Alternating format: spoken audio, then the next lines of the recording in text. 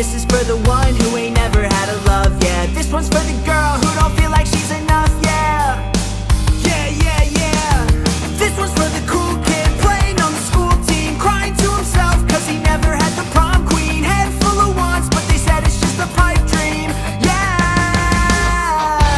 This one's for the kids like me, they never had one thing. The ladies always turn their cheek, but they ain't let the fat ones sing. This one's for the kids like me, kept working when they had nothing. When people try to take their dreams, they stuck it to them, please don't change. For the nerds and the miss. What's going on, everybody? Hello, hello. Happy January 6th to those who celebrate. How's everybody doing out there? Like I said, it is January 6th, 2026. I'm over here hanging out. Not going to lie, I have no idea where David is. He is apparently off today. I haven't been able to get in touch with him. I thought he was going to be here, but David hates me, so maybe he'll jump on later. I'm pretty sure we're going to have him tomorrow, but I'm here. I appreciate everyone that's watching, wherever you're watching from, whether it's YouTube X, Facebook, Kick, Rumble. I hope it's working on Rumble.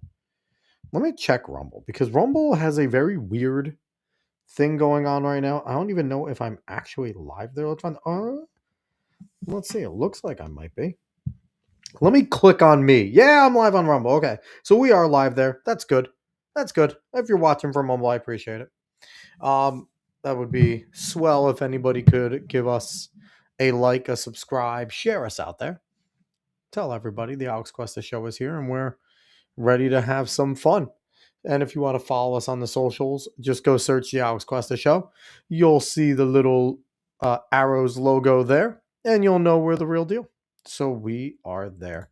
So I took my kind of day off yesterday. It's not really a day off. It's just I was doing my other show, Talking in Ovals. I will always promote my track and field show. If you like track, you like cool stories, go listen to Talking in Ovals. Go subscribe there as well. We talked to just an absolute monster yesterday, Dave Slavinsky. He is a triathlon and duathlon age group world champion. Just, good runner overall, and then became a just monster. Has kids who are just really good runners too. We've interviewed his daughter. So if you're interested in hearing some cool stories from that running perspective, go and jump on there. But you're not there. You're here. And we appreciate that you're here. I say the royal we, I guess, because again, David hates me. But we're going to have some fun. Now, I'm a dumbass, and I did not do the share screen and set it up the right way. So maybe I should do that. So here we are. Now I'm on the share screen, the technical share screen that I have, determined that to be. But we're going to jump off with the story that I want to lead off with. And here it is. Let's see if we're looking at it the right way. No, it's taking up the whole screen. I hate that Restream does this. It just stupidly changes what. So I don't know how to explain it. When I go to share the screen, what I'm looking at my interface before I share it is much different. And it's designed and placed much better. But the moment I go to share the screen, the whole thing kind of flips around. And it's like I have if I want to click on between my share screen, regular screen, even if I want to bring back up the music, that used to be on the left side. And then all of my options for other stuff to bring up any comments or things like that, that's on the right. It's all neat and organized. But then the moment I go to share, it blows up the screen itself so I could see better the actual content, which is fine. But then on the right side, it just smudges everything together. So it makes it harder to kind of go through comments and things like that. Restream, if you ever hear this, I don't like this. And I don't think many people probably do. So, yeah, maybe you should consider stopping this. I've tried to contact them. They give me the most generic answer too. So I don't know. But all right. So this is from Mario Nalfall. And this happened yesterday, I believe. Yeah, January 5th. So breaking, JD Vance home attacker identified as trans daughter of Democrat donor surgeon. So like I said, JD Vance home was attacked. He was not home. And I believe Mario had a boom. Let's see this. This was his one from yesterday when the attack happened. Let's keep going. Let's go down the rabbit hole here because JD Vance confirms the attack. So here it is. Um, JD Vance said here, I appreciate everyone's well wishes about the attack at our home. As far as I could tell, a crazy person tried to break in, hammering the windows. I'm grateful to the Secret Service and the Cincinnati police for responding quickly. We weren't even home as we had already returned to DC. One request to the media: we try to protect our kids as much as possible from the realities of this life of public service. In that light, I am skeptical of the news value of plastering images of our home with holes in the windows. So, they probably did anyway. But so that's Mario Newfall and him saying, him basically re-responding about it. And then this was his update: man charged after attempted attack on JD Vance's home. William DeFore, 26, has been charged after allegedly vandalizing President JD Vance, Vice President JD's home in Cincinnati. Court records say he smashed 4 residential windows and damaged JD's vehicle before being detained by Secret Service. Police were called after agents spotted the suspect fleeing the scene shortly after midnight. The arrest report says that. And then we go back to the original post that I had. And it said the suspect accused of smashing windows at Vice President JD Vance's Ohio home has been identified as Julia DeFore, a transgender woman formerly known as William DeFore, the daughter of 2 wealthy Democrat donors. Julia, 26, was arrested and charged with multiple counts of allegedly breaking into the Vance's family's $1.4 million Cincinnati residence with a hammer. She grew up in luxury in Hyde Park, attended elite private schools, and is the child of William and Catherine DeFore, both prominent pediatric doctors who've donated thousands to Democratic causes, including Kamala Harris and Joe Biden. No motive has been released, but the suspect has prior criminal record, including a guilty plea for vandalizing an interior design firm in 2024. Now, this is what the individual looks like.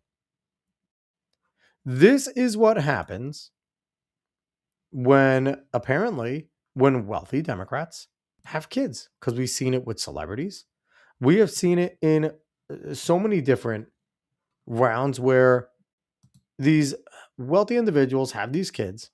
They are left leaning. They fuck them up. And then they go and they have this, they have gender dysphoria.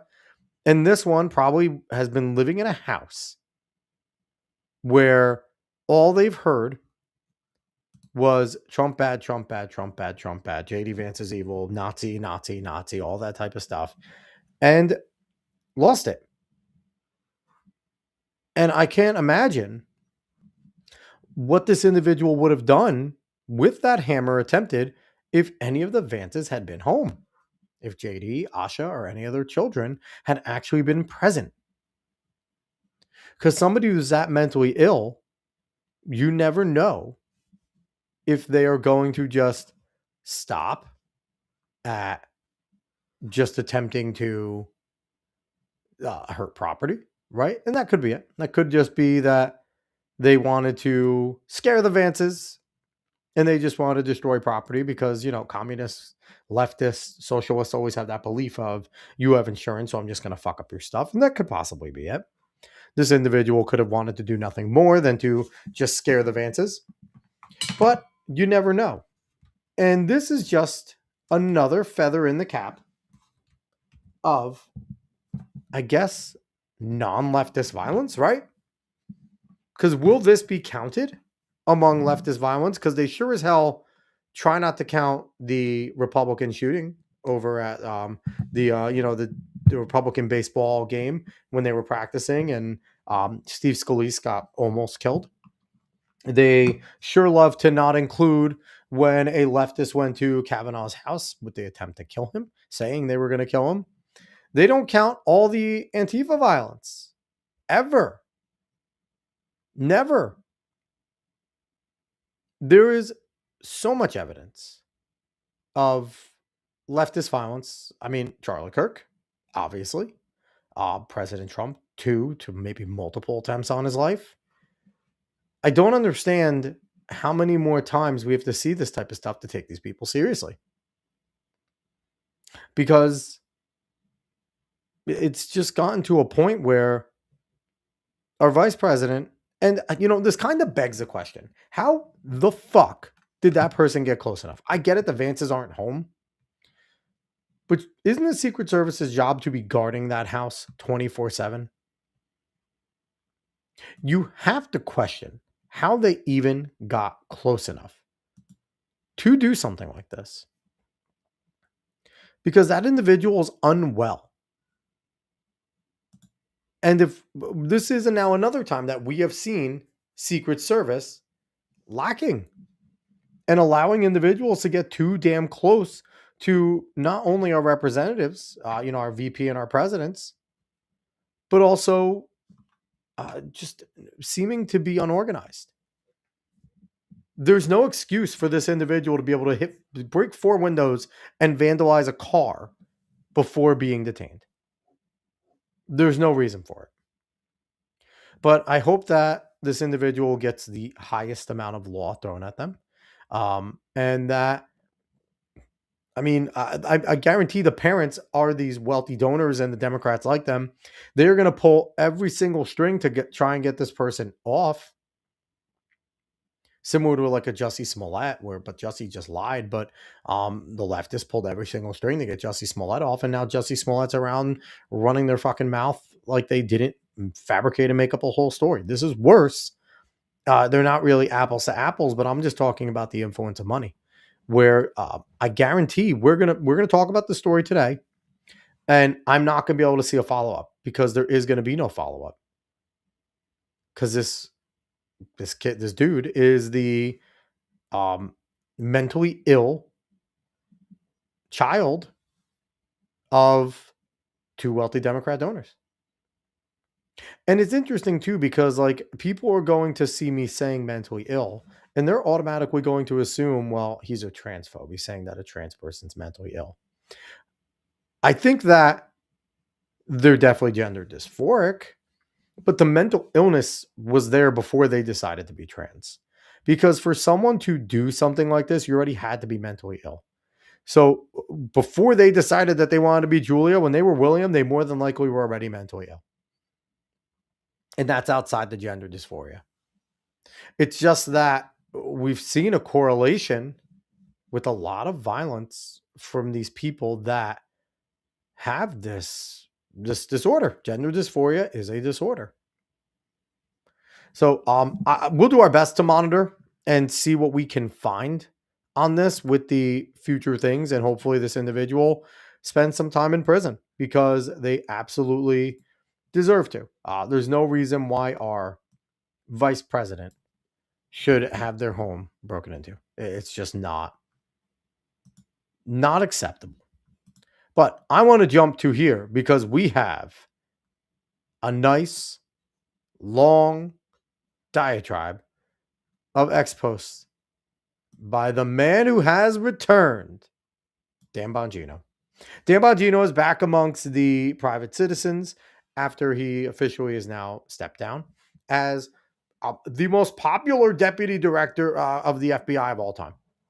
Right? Assistant director, not deputy, the assistant director. Because here's the thing. We had Keith Malinak on the show a few weeks ago now, and I mentioned to him, have we ever fucking cared about who the assistant director of the FBI was? Not in my lifetime before Dan Bongino. So it's like very interesting, right? That Dan Bongino is going to get all this flack and will continue to get all this flack. But I have no idea what the assistant director is supposed to do at the FBI. I'd imagine that they're just a right hand and they just get told, hey, you need to go oversee X, Y, and Z by the director. And they go and they speak with the voice of the director, right? I'd imagine. But Dan Bongino ended his 1-year tenure as the most popular assistant director of the FBI of all time, which again, I can't name another one. And I can't imagine most people can. Most people probably can't name 2 FBI directors. So imagine just how unimportant the assistant FBI director has been historically. But Dan Bongino is officially back amongst the rustics, amongst the private citizens. And he wanted to let a few things be known, and he has 3 long posts that we're going to look at here. So Dan Bongino says, let me see. Let me make this a little bit bigger. Let's see. Is that better? Because it was showing weird on me. That looks good. There we go. Dan Bongino says, good to see you all. I missed you. Thanks for everything while we worked on cleaning up. Working in the administration was the experience of a lifetime. I'll have some announcements coming up, but I'm taking a couple days to spend with the family, which I'd imagine. And I mean, I don't know. I think he's being nice by saying it was the experience of a lifetime. It's not the first time he's been around Washington, not the first time he's been around the White House. Definitely the first time he's been like probably included in some more high level stuff, but it's not like he wasn't familiar with the swamp and how things work. But let's keep going. A couple of things. Thank you for your interest in the show and its return date. We will have something for you soon. Next, the Trump team is not kidding around. It's an otherworldly experience from the other side. He's determined and focused, and having been around quite a few presidents, this one broke the mold. So that right there, that first statement is a big statement right away. Because, I mean, it was common after the 2016, to 2020 term for individuals to come and go from the Trump administration, which it's not generally uncommon for administrations to have shuffles, right?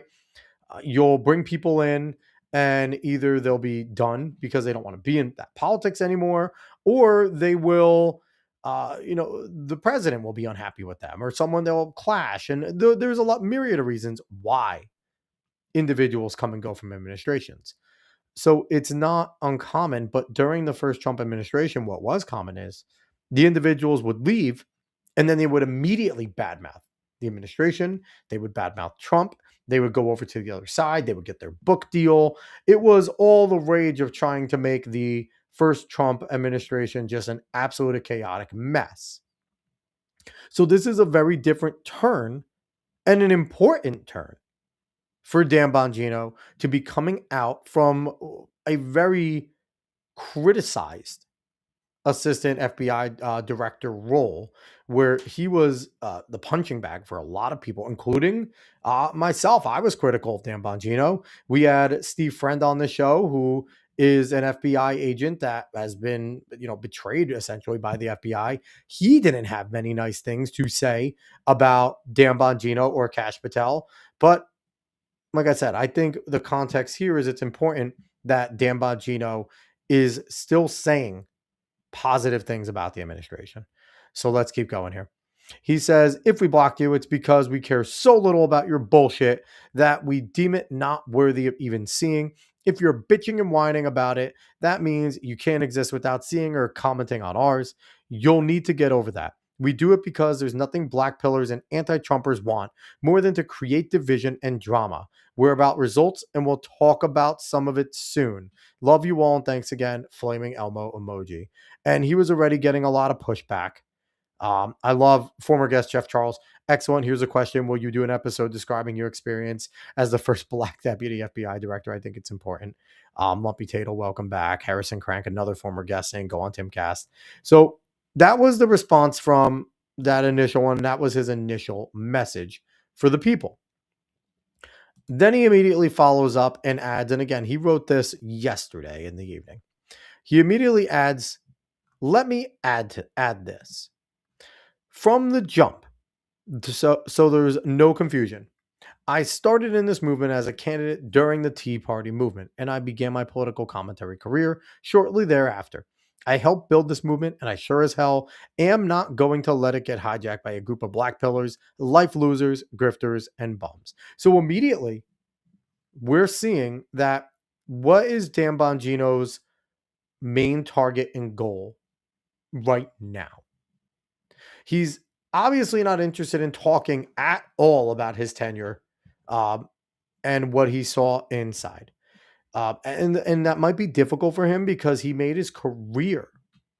Is he'll still talk about his Secret Service stuff, but I can tell from the guy that I believe Dan may be. I don't know, but the guy I believe Dan may be, he is going to keep it mum and hush until 2028, at least until 2028. Nate, what's going on, my man? How are you? He will keep it down until at least 2028, and then maybe after that, is when he will possibly talk about things, unless someone that is going to continue the Trump agenda jumps in there. If it's a JD, if it's a Marco Rubio, even I believe if it's a DeSantis, we'll see a DeSantis presidency that would be, I think, similar in a lot of ways to either a Rubio or a Vance if they want to continue the Trump agenda with their own twist. So I don't think we're going to be getting much from Dan Bongino in terms of answers about Epstein files or things like that in the FBI and his experience there. And I think that is going to hurt him. And that's why he's making it quite obvious here.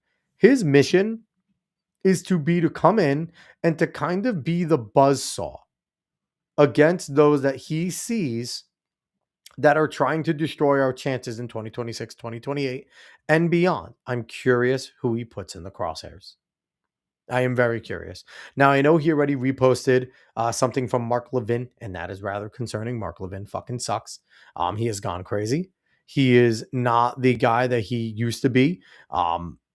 He's kind of just a shill and very much a loose cannon. He always had a little bit of looseness about him in terms of the way he like screams and yells and shit. But Mark Levin's kind of lost it. But I'm pretty sure Dan is friends with Levin, so it does make sense. But that is exactly what Dan Bongino is making obvious his mission is. So he continues, we are a movement guided by truth. The essence of conservative ideology is the preservation of eternal truths. We are not the, quote, latest thing group. We are not political cannibals. I've watched quietly from the inside while doing the job I was hired to do, but I'm back now. And it's time to restore balance to the force. That one was for G. Guigi, I don't know how to say that. And again, this was him taking a shot and basically giving an open warning to those who have been involved so far in terms of stirring up controversy, stirring up shit, because it seems like he's not having it. And the thing that Dan Bongino does have is he still has a presence about him on the right. Like he's still going to have a massive, massive, massive following. And he might lose some. He might piss off a good amount when he doesn't talk about the Epstein files, when he doesn't throw Cash Patel under the bus. He's not going to make everyone happy with the way he comes back. But he's still going to be a major player and a major influence. He says, as we get ready to make some announcements about the future of the show, I also want to warn the haters and the zeros. We've been at this a long time. We live for this stuff. This isn't our first, second, or 10th rodeo. We've seen a lot of dipshits come and go. We revel in making you angry enough to show your asses. It's glorious. And, Dan Bongino talking like that. It is nice to see that back. We've got midterms coming up, and there's no time for bullshit. This administration is cooking, and real change simmers. If you're spending your entire day bitching and whining with the reports of the terms still left to go, then please find the exits. There's no time for it. It's not infighting when you excise a cancer killing the host. It's outfighting because you're not part of any movement I'm familiar with. Looking forward to big things ahead. Can't wait to tell you about it, Dan. And so I think many people thought it was done at that. But Dan Bongino was not done because he came back today and had a little bit of an update. He said 3 million views on the post below this one. Here's why. The support for the Trump administration on the working world is strong, and people are tired of the endless bullshit from the black pillar chicken little grifters. Watch their tactics, and once you see them, you'll never unsee them. They use a couple of different tactics to bullshit you. And I'll tell you right now, this is a shot at Tucker. This is a shot at Candace. This is a shot at Nick Fuentes. This is him coming back and trying to kind of put his dick on the table. Nate coming in and saying, I personally can't take him credibly anymore. You can't bloviate about Epstein and turn into Magic Carp when shit gets real. The thing is, Nate, when it comes to Bongino, I don't know how much power the assistant director of the FBI has, right? Obviously, Cash Patel has a bunch of power, and Pam Bondi with the DOJ has a bunch of power, but I feel like it can't be that much different than JD Vance in the presidency. Now, obviously, the assistant director probably has a little more wiggle room in terms of decision making, but I can't see him being able to override Kash Patel, override Pam Bondi, if he really wanted to get things out. And I do firmly believe that for the sake of trying to keep the Trump term as less turbulent as possible, he decided to just keep his mouth shut. So even if Dan Bongino did want to release the files and if or anything, I think he went in there with the mindset of things are going to get done. I just need to play ball. And if I play ball, the right people are here and we'll do the job. And I think he got in there, and I think things just weren't the way he thought it was going to be. I don't think Cash was the guy he thought he was. I don't think Pam was, and I think Pam's a terrible choice. But I think Pam, you know, wasn't a great choice, but I think it was tough. So, um, yeah, I'm not giving him a pass per se, right? Because he was involved, but I just don't know how much he was willing to rock the boat and hurt Trump's presidency. That might sound like a cop out, and I'm playing for him, but like here's the thing: I'm much more critical of Cash. I'm much more critical of Pam Bondi. I'm much more critical of Trump when it comes to the Epstein stuff. And Trump is doing a lot of really good things, but that Epstein file and the way he's handled it will be the biggest black eye on his presidency by far, bar none, regardless of how anything else goes. Nate coming in saying he was a mega Epstein blowhard. They all have to eat crow now. Yes, they do. Agreed. Agreed. And I wonder if Bongino comes on right away and just says, and I could see him doing something like this. I could see him on his first show back going, listen, let's just get everything off the table. Let me tell you exactly what I can tell you about Epstein, about the files, because everyone wants to know. And I just want to say exactly what it is, what I can say, what happened, what didn't happen, what I'm allowed to say. And I think he's going to just do his best to say what he can say. And I think he will give us a lot of reading in between the lines. If I'm making a prediction about how Dan Bongino is going to handle the Epstein stuff, I think he's going to give us this is how you guys, what I was able to do. And I think he's going to give a lot of, you need to fill in the blanks to understand, because again, he's not going to come out and say something that is going to hurt President Trump, that is going to hurt the movement, that is going to hurt any momentum that he sees them having. Because I still think Dan Bongino believes in what's going on with President Trump and all the things he's trying to accomplish, whether it's immigration, whether it's the tariffs, whether it's foreign, whether it's trying to get the economy going. All these things I think Dan Bongino is still in. And you haven't heard Trump say anything negative about Dan. And what that means to me is he got the blessing, is that when Dan went to Cash and probably talked to Trump and said, listen, I'm not happy, number one. And number two, I think I could do more from the other side than I can here. Because right now, I'm not doing anything. I'm not happy with the way things are going. And I think Trump was like, fine, just don't fuck with us. And you're gone and you're good. And I think that's the way Dan's going to go. But Nate, I 100% am with you. The credibility's fucked. And it's going to take a lot to earn that back. So let's see the things he had to say. First, they overload you with information, but they underwhelm you with evidence. That's Candace. Here's an example of what I mean. They'll try to convince you that John Smith robbed the bank. So they'll data download on you and lose you in the chaos. They'll tell you things that might be true, but aren't evidence of anything. They'll tell you John was in the bank that day, that John knew someone who worked there, that John was arrested 10 years ago for a misdemeanor, but they won't tell you that the fingerprints, video, and DNA of the thief matches somebody else. Solid investigators sift through chaotic information and mine the evidence gems. Charlatans and morons do the opposite. Second, black pillars will rarely take on the president directly. They know get destroyed by the boss and wind up in the political graveyard of egomaniacs who thought they could take the president on with bullshit. As a proxy fight, they try to pick off his allies, knowing many of them are limited in the ways they can fight back. Well, I'm back now, and I'm putting this bullshit to a stop. Everyone inside the administration I cross paths with is busting their asses to move the needle on real change. You can do things fast or you could do things correctly, which I'll stop right there real quick because there is something to that. There is something to him saying you can do things fast, you could do things, or you could do things correctly.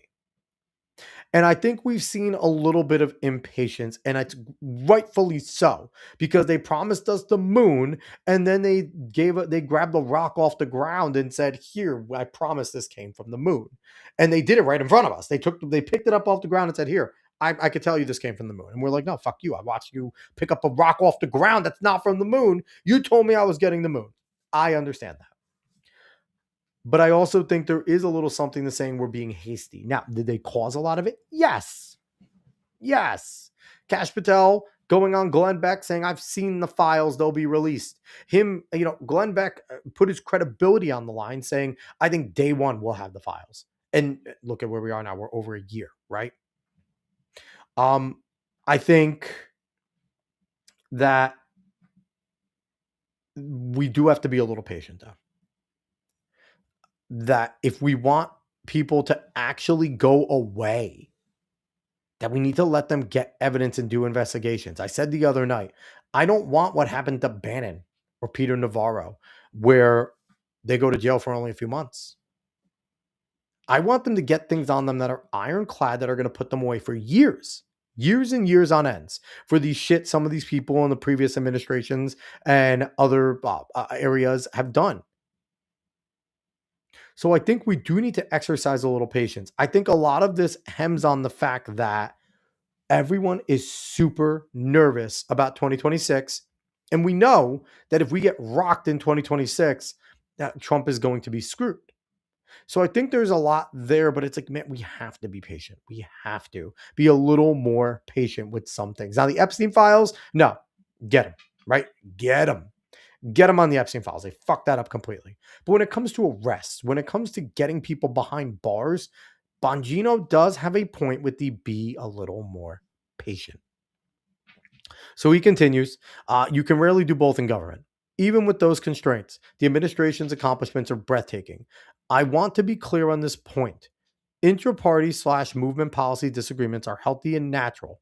But endless pessimism meant to strategically attack a movement from the inside is not about policy. It's political cannibalism. And many of these grifters are hiding their real agendas from you. And that leads me to my next point. He's correct on that. And I think a lot of that comes from the fact that Dan is a conservative. Dan has been a conservative. Dan has always been one since I've ever heard him speak. The people that came into the quote unquote MAGA coalition, a lot of them are not conservative. We've got some Mises Caucus libertarians that we generally agree with, but disagree with on a good amount of shit. We have a lot of people on the left that came in, and we don't agree on much. We agreed on craziness of woke bullshit. We agreed that, Trump can change things. Now, a lot of these lefty people that came in are your crazy ass MAGA zealots who he can do no wrong. And they're insane. And then you have your other kind of intellectuals on the left that are starting to, they're cracking. They're starting to show their stripes as people on the left. Not necessarily leftists, but people on the left. So I think that is what you see there. So Nate saying, I hear you, used to really like Kash, typical scammer. Yeah. We forget that Kash is a Washington swamp guy. He's been in Washington for 20 years before this. And you said right here, you think Amazon will refund my money for government gangsters. Probably not. You're probably fucked. But again, he puts out a book like Government Gangsters. I know who all the bad people are. These are the people that should be in jail. These are the blah, blah, blah, blah, blah, blah, blah. Okay? And yes, he's a fucking he was a blowhard. 100% Kash Patel is shown to be a blowhard. Now, I'm hoping I am hoping that by the end of the term, Cash turns around and has a fucking amount of arrests and a bunch of trials under his belt, some convictions, maybe some losses on whatever, but that he turns around and by the end of the 4 years, he has done everything and more than we want him to do. And he could just turn around and look at all of us that are criticizing him now and say, listen, you motherfuckers, I just needed to take a little bit to build a case. Look at what I was able to do. Be more patient. I've been always on your side. That would be my dream, is that if that happens. I don't see it happening, but we shall see. Nate's saying we have naked Cheetos and naked Doritos. Maha is living up to expectations. Here's the thing. Maha is one of those movements, one of those groups that, yes, RFK Jr. has been wonderful in terms of Trump said, you're only allowed to talk medical shit. That's it. Don't talk about anything else. And he's been great with that. He's stuck in his lane. I don't always agree with everything, but I'm not going to agree with everything everyone does in terms of that. But I also think RFK fucking sucks every other which way. Not an RFK fan. I won't, that won't happen. But I will tell everybody, this is a Trojan horse. Because if you don't think RFK is not going to run for president on the Republican ticket in 2028 and tout Maha, you're out of your fucking mind.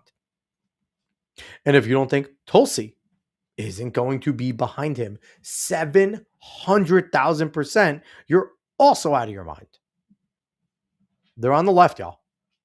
I know people are like, Tulsi's had this great awakening. Yeah, so did Anna Kasparian. And look at her being a fucking Israel's done everything show, okay? These people show their stripes eventually. And we need to be like them sometimes. Use them when they are doing the right thing and discard them when they are not. RFK Jr. is a very discardable person. Doing solid stuff with Maha. I like all the research he's pushing. I do not like government coming down and banning shit. I'm not okay with that. I know the red dye stuff, I get it. It's good for us. We shouldn't have that shit in us. But I'm not a fan of the government being able to come down and just say, we don't want that. Get that out. That's not what our government does. Will always be against government agencies making rules, and then they basically become law without Congress having to do it. I would really enjoy seeing something like where these agencies cannot make rules, where they can take what you research, take what you do, and bring a whole bunch of things to Congress and say, and basically ask suggestions for laws. And if they should make a rule where each of the suggestions need to be single bill laws, something like that. Simple, right? Have the agencies write the laws, write the language, write everything they fucking want, and it goes to whatever committee, and that committee needs to look at it, and they can't be put into any other bills. They don't necessarily need to be sponsored. These are not necessarily sponsored bills.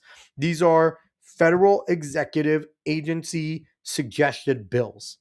And then Congress needs to vote on them. Because I don't like giving the federal government, the executive branch, to power to just be a king and say, that's got to go. Because the slippery slope fallacy is always true. And it's not the fear of, the Democrats will do it too, because I don't care. The Democrats are always going to fucking do what they want. They will always do what they want. They do it anyway, regardless of what we say, what we do, what we don't do. But I will be always wary of giving the government more extended power, especially from what I saw with COVID when OSHA was basically making laws for how companies can do things. Fuck that every single time. So I will always err on that side of being careful. And although the result is something I may like, the power is something I would not like to give. Nate's saying, say what you will. Sweet, sweet Anna going on AJW was fun. Yeah, listen, it was fun. But listen, Anna is gonna Anna. She had her mini Red Pill moment. She's not as, I guess, leftist now, but I mean, Young Turks is as pretty far left as you can get. Okay, guys. So we got to stop like swooning over people that have one opinion we like. We are so bad about that. Okay, so we have to on his next point.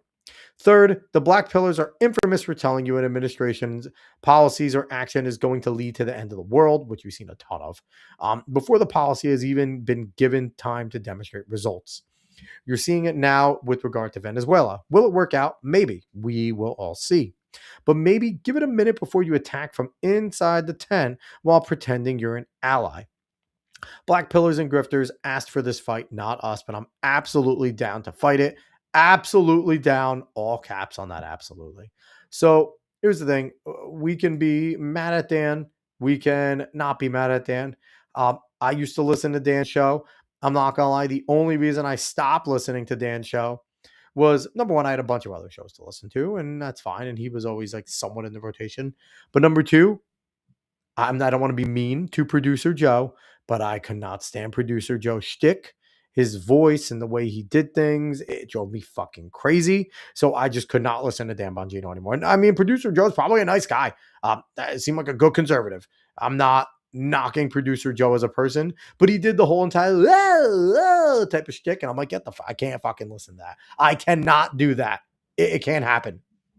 So that's what ultimately stopped me from listening to Dan Bongino. Maybe it's fucking petty, but I couldn't do it. I could not do it. But yes, Dan Bongino's back. We'll see what happens. I think, Nate, I think a lot of your criticisms are going to be the same criticisms that everyone has. That everyone has of Dan Bongino. And it's going to be fair. It's going to be 100% fair to have those criticisms, to look at Dan and be like, why should I trust you? But we'll see.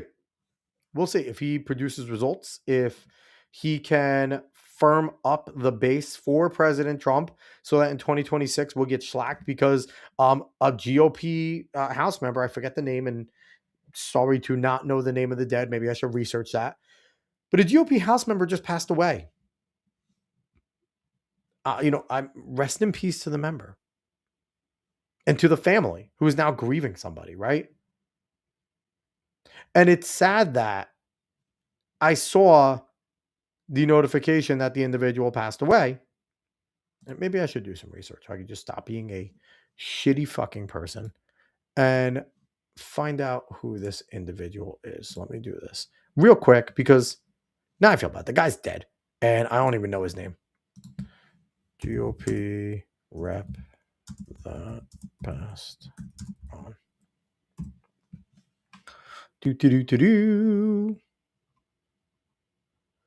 Doug LaMalfa passed away. Here, I'll share this one here. New York Post. California GOP rep Doug LaMalfa dies suddenly at age 65. And again, it's sad. I am terribly saddened for the family and, for everyone involved because losing a loved one sucks. But I think what saddens me a little more is that I saw a lot of people in the same breath going RIP. Oh, now we're only down to one vote in the House. It's like, come the fuck on, guys. The guy just died. And we're worried about the political side of it right away. And I get it. That's a fact of life, right? That's a reality. That the House now only has a 1-vote majority with Marjorie Taylor Greene stepping down and this individual passing away. Politically, it hurts. But an individual just lost his life. A family just lost, a father, a son, a husband. I don't know Representative LaMalfa's life and everything because I wasn't too familiar with the guy. But it's someone that passed on. Can we let the guy at least be gone for a day before we start talking about the politics of things? But that's the world we live in, right? So world we live in. So, RIP to Representative LaMalfa. He was definitely one of those reps that Just did his thing underneath. And usually there's two types of reps that are quiet and aren't as loud and well known like a Rep LaMalfa. The ones that are just there to get their pay, they don't do much, and they're just there. They're like the whatevers. That's most of them. And then there's the ones that get shit done. They're quiet, but they're the movers and the shakers behind the scenes. I don't know which one Representative LaMalfa was, but it's terrible news. It's terrible news. And to me, the sad part is immediately it went to the political side of things. So I just wanted to do rest in peace there. And I'm sorry, Rep LaMalfa, that I didn't know your name. I feel like a shithead for not knowing that. But let's switch up, because this is fallout from the Nick Shirley Somali fraud scandal that was being broken. So I'll share this tab from the Epic Times. Breaking, announced yesterday, Minnesota Governor Tim Walz ends his re-election bid. This is big. This is a big deal. A lot of people have pointed out, and I'll point it out too, he was in line to be the vice president if Kamala Harris would have pulled it off. Could you imagine the fraud that he would have brought in? The fact that he ends his re-election bid, it's one of these things where it's all but an admission of guilt. If you're innocent, you really knew nothing, you weren't involved at all, and you have a paper trail or something to prove it, you don't leave, you fight harder. But no, he's ending his re-election bid. He's going to serve out his term, I believe. We'll see if that happens. But he's not trying to seek re-election. It looks like Amy Klobuchar, Senator Klobuchar, is going to be the person that's going to try and win there. And again, Amy Klobuchar sucks, but Amy Klobuchar is really popular with the Democrats for some reason. For some reason, she's a terrible politician, but she's very popular with the Democrats. So this is, to me, all but an admission of guilt. And I hope that they dig more. And I hope that they dig into Ilhan Omar. I hope they dig into Klobuchar and see if she could be disqualified too.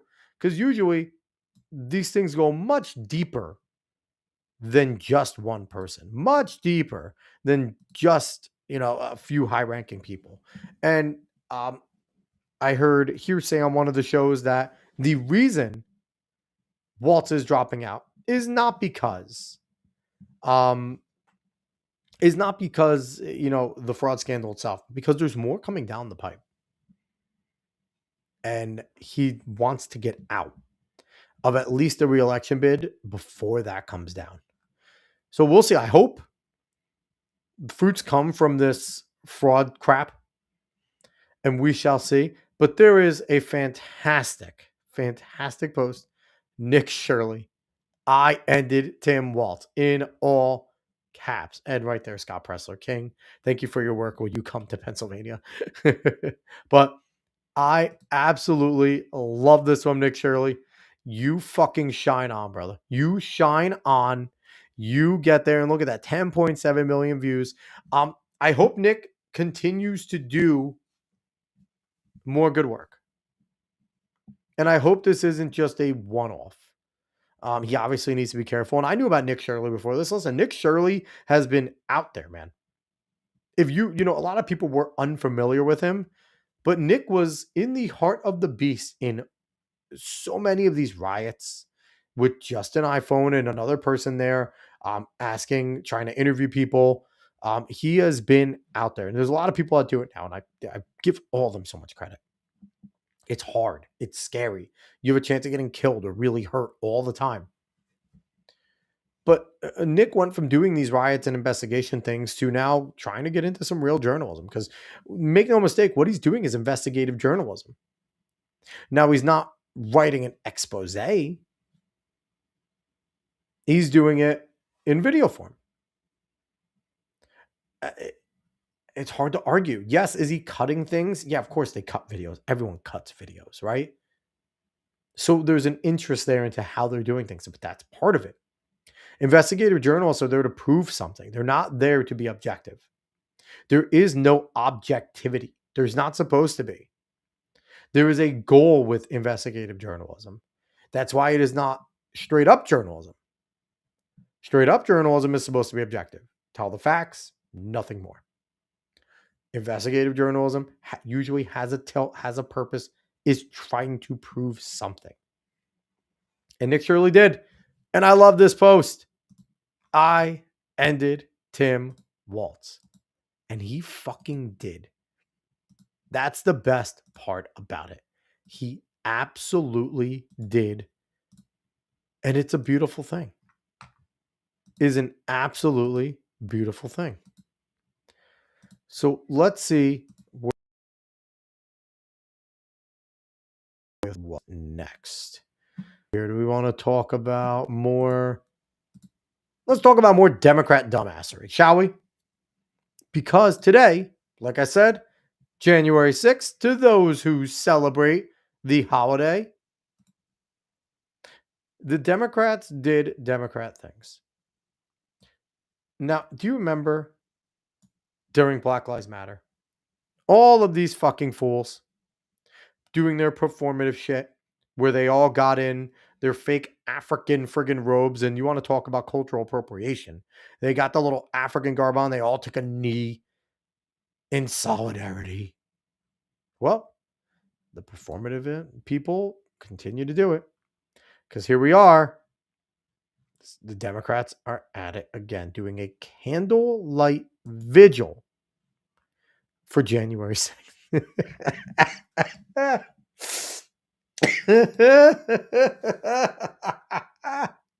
A candlelight vigil. And look, there's Hakeem Jeffries, got to be up there. There's Chuck Schumer, got to be up there. Nancy Pelosi has to be up there. Like the same characters, they have to be front and center.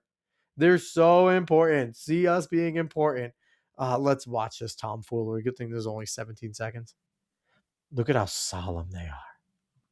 It's so serious. They're all so sad.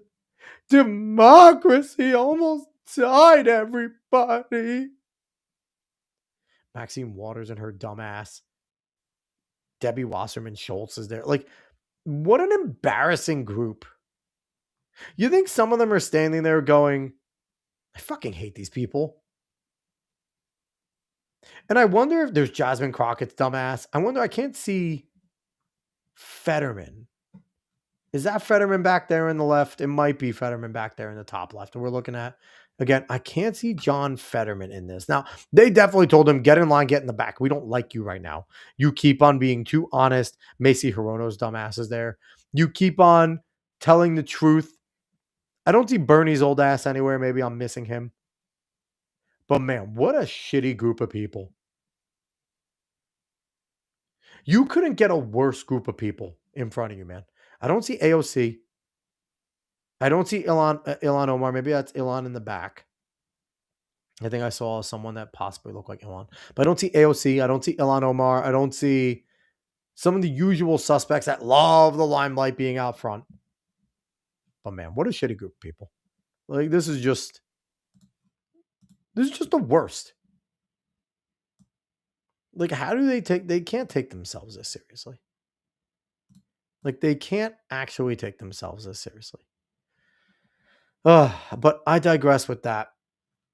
I want to get onto Donald Trump and a little more of the fallout from Venezuela. Because I think he had what I would call a major announcement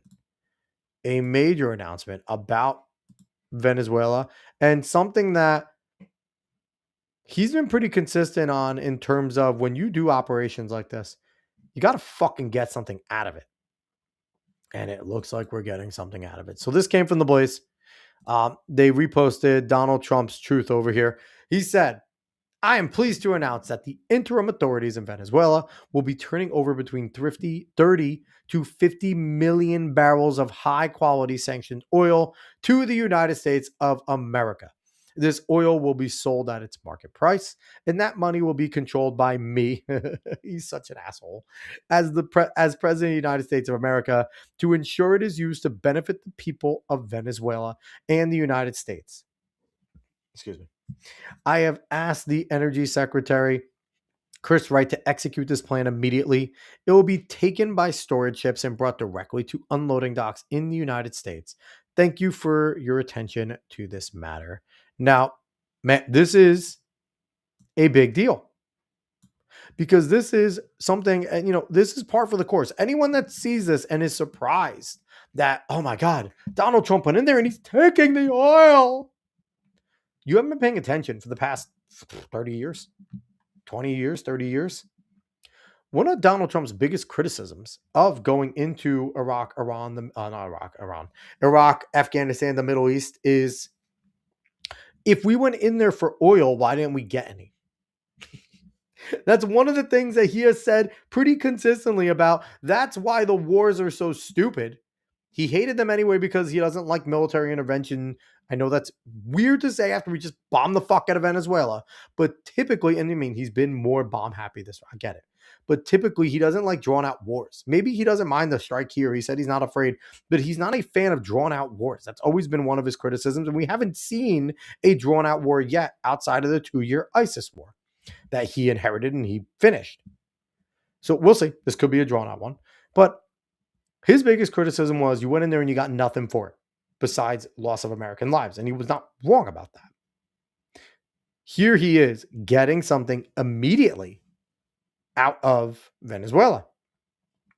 And if I've ever seen a fucking strong arm with people who still don't like him, people who are still sympathetic to Maduro because the vice president is running the country. The vice president was a Maduro handpicked individual. The VP is not a fan of Donald Trump in America. So this is a strong arm if I've ever seen one saying, hey, you're going to give us shit. And them saying, yes, we will.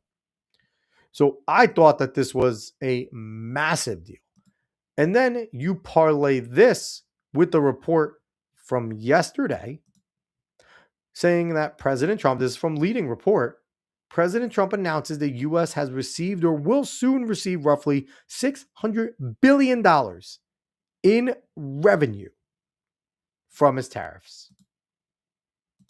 You couple that with oil that is going to be coming in and that we're going to be able to then sell, use all that oil plus more revenue. I've been pretty consistent. I'm not a fan of tariffs. But if they're going to work like this, get rid of the fucking IRS and let's go. Let's become a tariff country. We're the most powerful country in the world. People want to trade with us. So if we can use that leverage to continue to pull money in via the tariff system, I mean, if it's the new way of doing it, at least get rid of the IRS.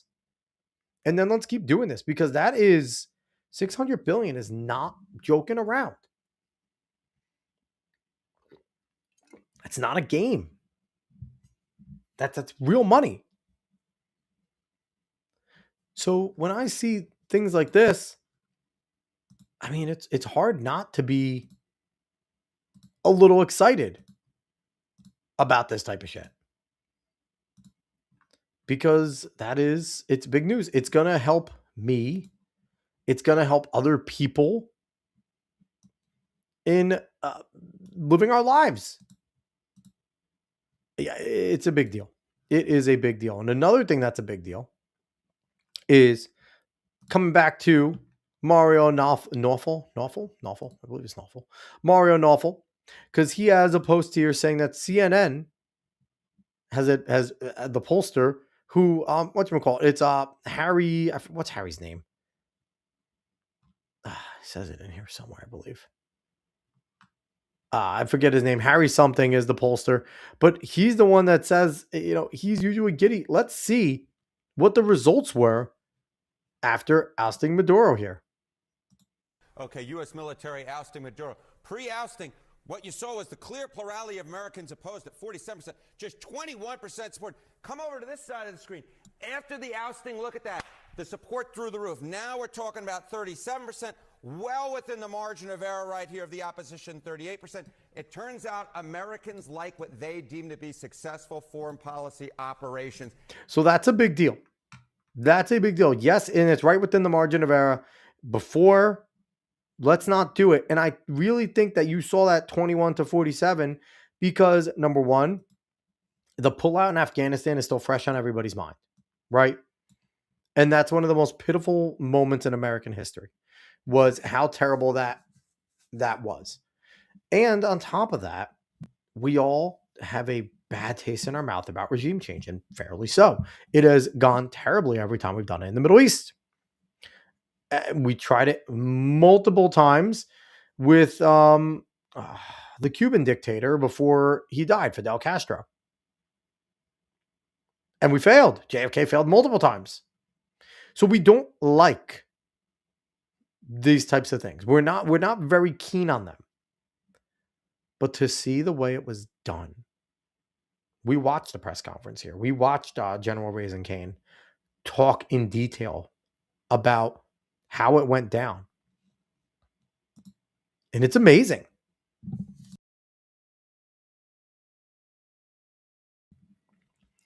I heard today that the whole entire arresting, Miranda rights reading, and getting Maduro out took something like 3 to 4 minutes.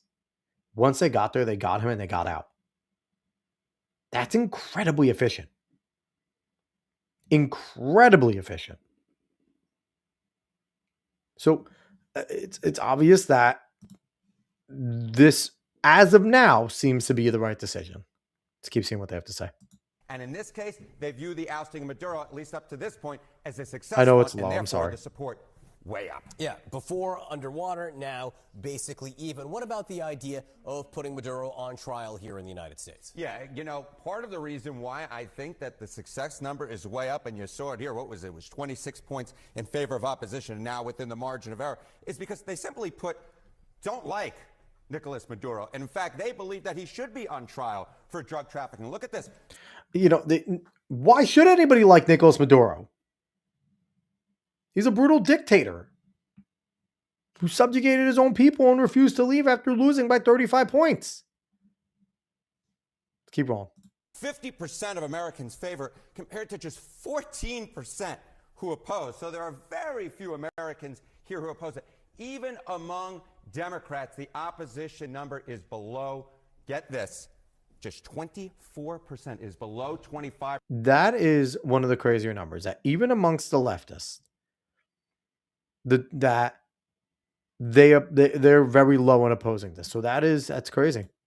So this is something that unites Republicans. It divides. Look at the Democrats CNN at host this particular running point. defense. Support for the operation way up. And in terms of those who favor the drug trafficking trial for Maduro, that is a clear plurality. Yeah, it doesn't really even divide Democrats on the idea of a trial. They all seem to support it by and large. Only 20. It doesn't even deny. It doesn't divide them. They're just the ones that are 20. Like, get the fuck out of here. Quiet.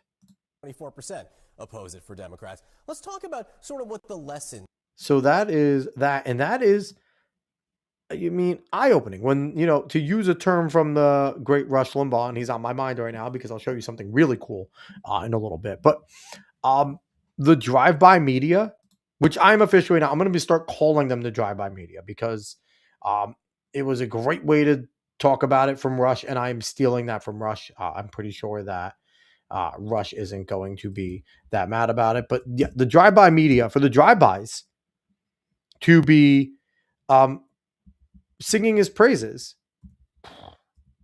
I mean, this is a big deal, y'all. This is a big deal. So this is good for Trump. And this is a little bit of what Bongino was saying with the doomers and stuff. They need to take a seat, because if these operations are successful and this proves that Trump actually might know what he's doing, then maybe you should vote him back in and you should give him more power. Not even vote him back in because he can't run, but continue to give him the power of Congress to get his agenda done. So I just want to check in real quick. Let's check in on some of the incredibly strong conservative leaders that, are sitting here and supposed to be at least, not even just cheerleading, but at least being on the side of Republicans and wanting them to win, right? Let's check in on how Tucker Carlson is talking about and handling Venezuela. Because, Tucker Carlson, someone who I think most of us used to go to when he was on Fox News, especially, and even after a little bit when he started the Tucker Carlson show on X, we used to go to him for pretty good information and fair and balanced, straight down the middle stuff. He didn't always agree with him, but he was pretty fair. And let's see if we agree with him on his take about Venezuela. We can safely discount democracy as a reason for affecting regime change in Venezuela. We're not going to go kill Nicolas Maduro because we don't like the way he's treating his people. Now, real quick, we didn't. You got to be careful with the things you say. And Tucker is smart enough to know that. We didn't kill Nicolas Maduro. We arrested him. He's sitting in New York in a jail right now. He stood trial today. He pleaded not guilty. We took him alive intentionally. So even the framing right there, Tucker knows what he's doing. He's smarter than that. It's possible we're mad that he doesn't allow gay marriage. That is a distinct possibility, but no one will say that out loud. No. And it's funny because, this is what Tucker has become, and it's really crazy to see, right? Oh, it's because you won't allow gay marriage. No one will say that. He's saying something. No one will say that out loud. He's saying something so deep and so profound. And gotcha. He won't allow gay marriage. No one's saying that one out loud. I told you something new. This guy, he used to have something. I don't know what the fuck's going on with Tucker. I don't know what Trump said or pissed him off about that. Tucker has gone to this weird place, man. Let's see this. No one's going to tell you about the gay marriage thing. Let's see this continue for his profound remarks. Not defending the regime, just saying one of the most conservative countries in North or South or Central America. So this is Tucker now shitting on what a conservative is, right? Because here he is conflating conservatism with dictatorship. Right? The people weren't conservative. They were forced. Yeah, it's easy to have a country with certain ideals when a dictator is forcing people to do it. But that's not an American ideal. That's not freedom. That's nothing to champion. It's nothing to praise like him. I'm not defending the regime, but they were conservative. What about them was conservative? Did they have private property? No. Did they have individual rights? No. So they couldn't, they didn't have gay marriage. That makes them super conservative. Middle Easterners are really conservative too, right, Tucker? I forget. The Qatar thing is starting to get real, dude. I liked Qatar. I'm not Qatar. Fuck. I've never been to Qatar. But I like Tucker. I typically haven't defended him. I didn't think he was one of the ones, but he's going. He's becoming hard to defend. It's becoming very hard to defend. Only El Salvador really comes close, which is much smaller, of course. And by the way, the U.S.-backed opposition leader who would take Maduro's place if he were taken out is, of course, pretty eager to get gay marriage in Venezuela. So again, here is Tucker kind of speaking out of his ass. Because the U.S.-backed opposition leader, the one that Trump disparaged multiple times, the one that Trump says she doesn't have the support, that she doesn't have the respect, basically saying that he doesn't believe she is strong enough to hold it. That is what it is signaling to me. That even though in the way he's saying it is, he does not believe that she is strong enough that if they were to install her, that she would not be strong enough to actually hold onto the government. But here, Tucker is, again, the U.S. backed. I get it. There's a lot of people that want Machado in, and there's some congressmen saying it, but it's the administration that is basically running the show over in Venezuela. And from everything Trump has signaled, from everything Rubio has signaled, from everything Stephen Miller has signaled, Machado is not their choice. So once again, this is Tucker not fully being honest. And it's sad to see. Very sad to see. So to those of you who thought this whole project was globo homo, not crazy, actually. Yeah. Why are we trying to install this woman? It makes no sense. Well, because she'll bring gay marriage to Venezuela, and that's important. I mean, that's what we stand for. We can see. You know, it's almost pathetic for a guy, and this is thank you for Milk Bar TV, Nathan Livingston here. It's almost pathetic in a lot of ways for a guy of Tucker's stature, a guy of, I believed intelligence, to be spouting this type of shit. Could that be a factor that we're against them not having the ability to choose, to have freedom to choose those types of things? I guess that's not an American ideal to give people the choice anymore, that if they have a leader that is softer on gay marriage and they have a democratic process with if a republic, I hope we install a republic there, or at least try to convince them to have a republic and not a direct democracy if they want to go to a more democratic type of system.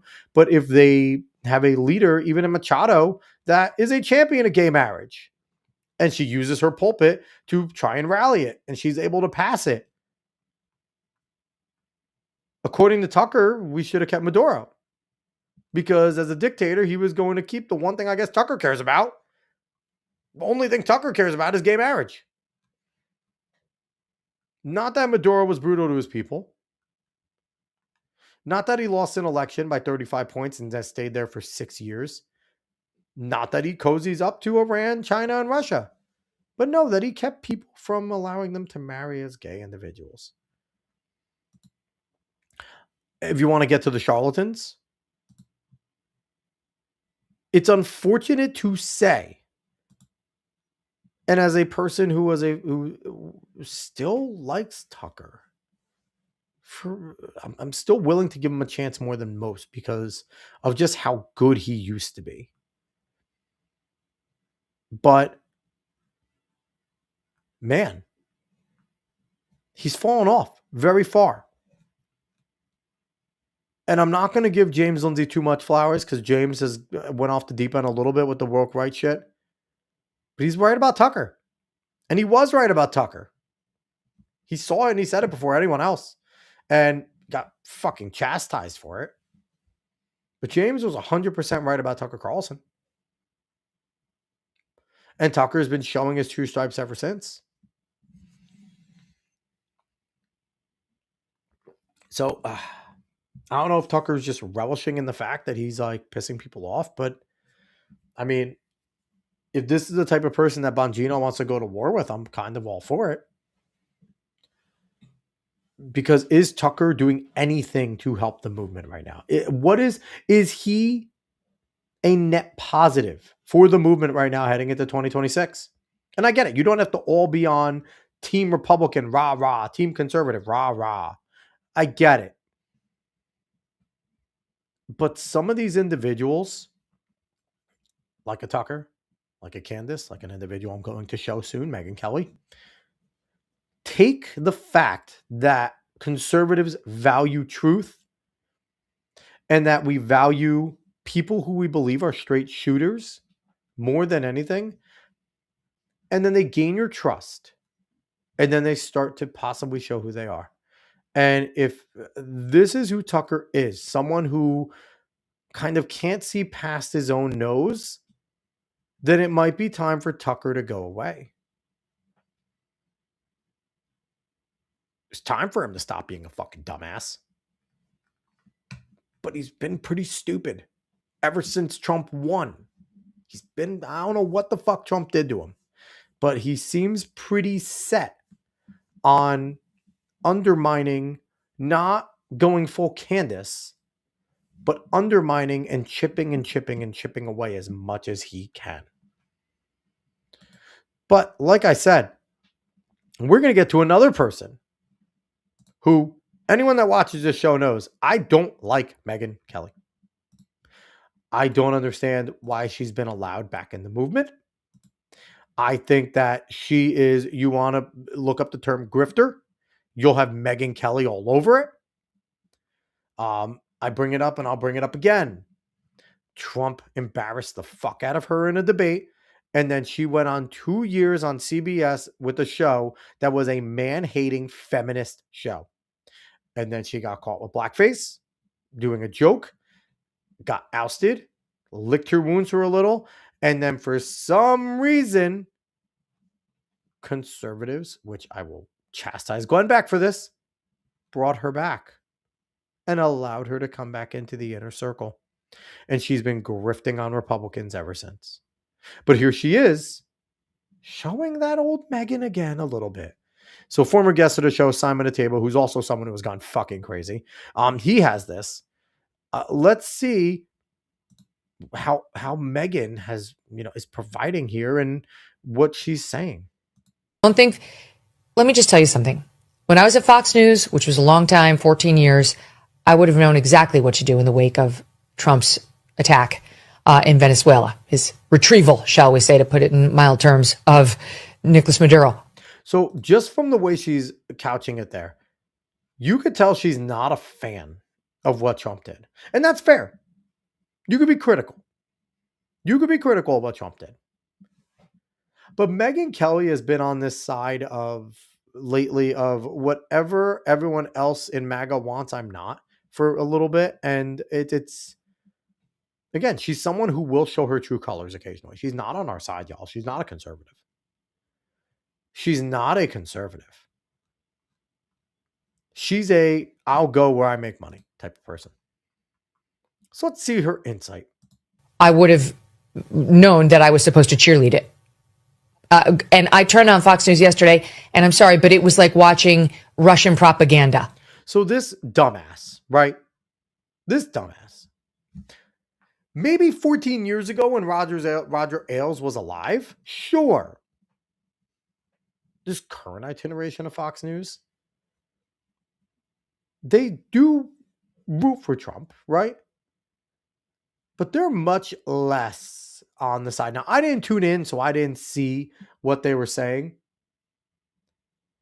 But outside of being a little bit skeptical of why we went in and regime change and kind of normal stuff, the result and what we've gotten out of it, what isn't there to cheer about at the moment? You can have your principles and be like, hey, I don't like regime change. I don't like that. But the reason why we went in, the operation, how successful it was, there is something to cheer there. But not for Megyn Kelly. There was nothing skeptical. It was all rah, rah, cheerleading. Yes, let's go. I don't think. So here's the thing, too.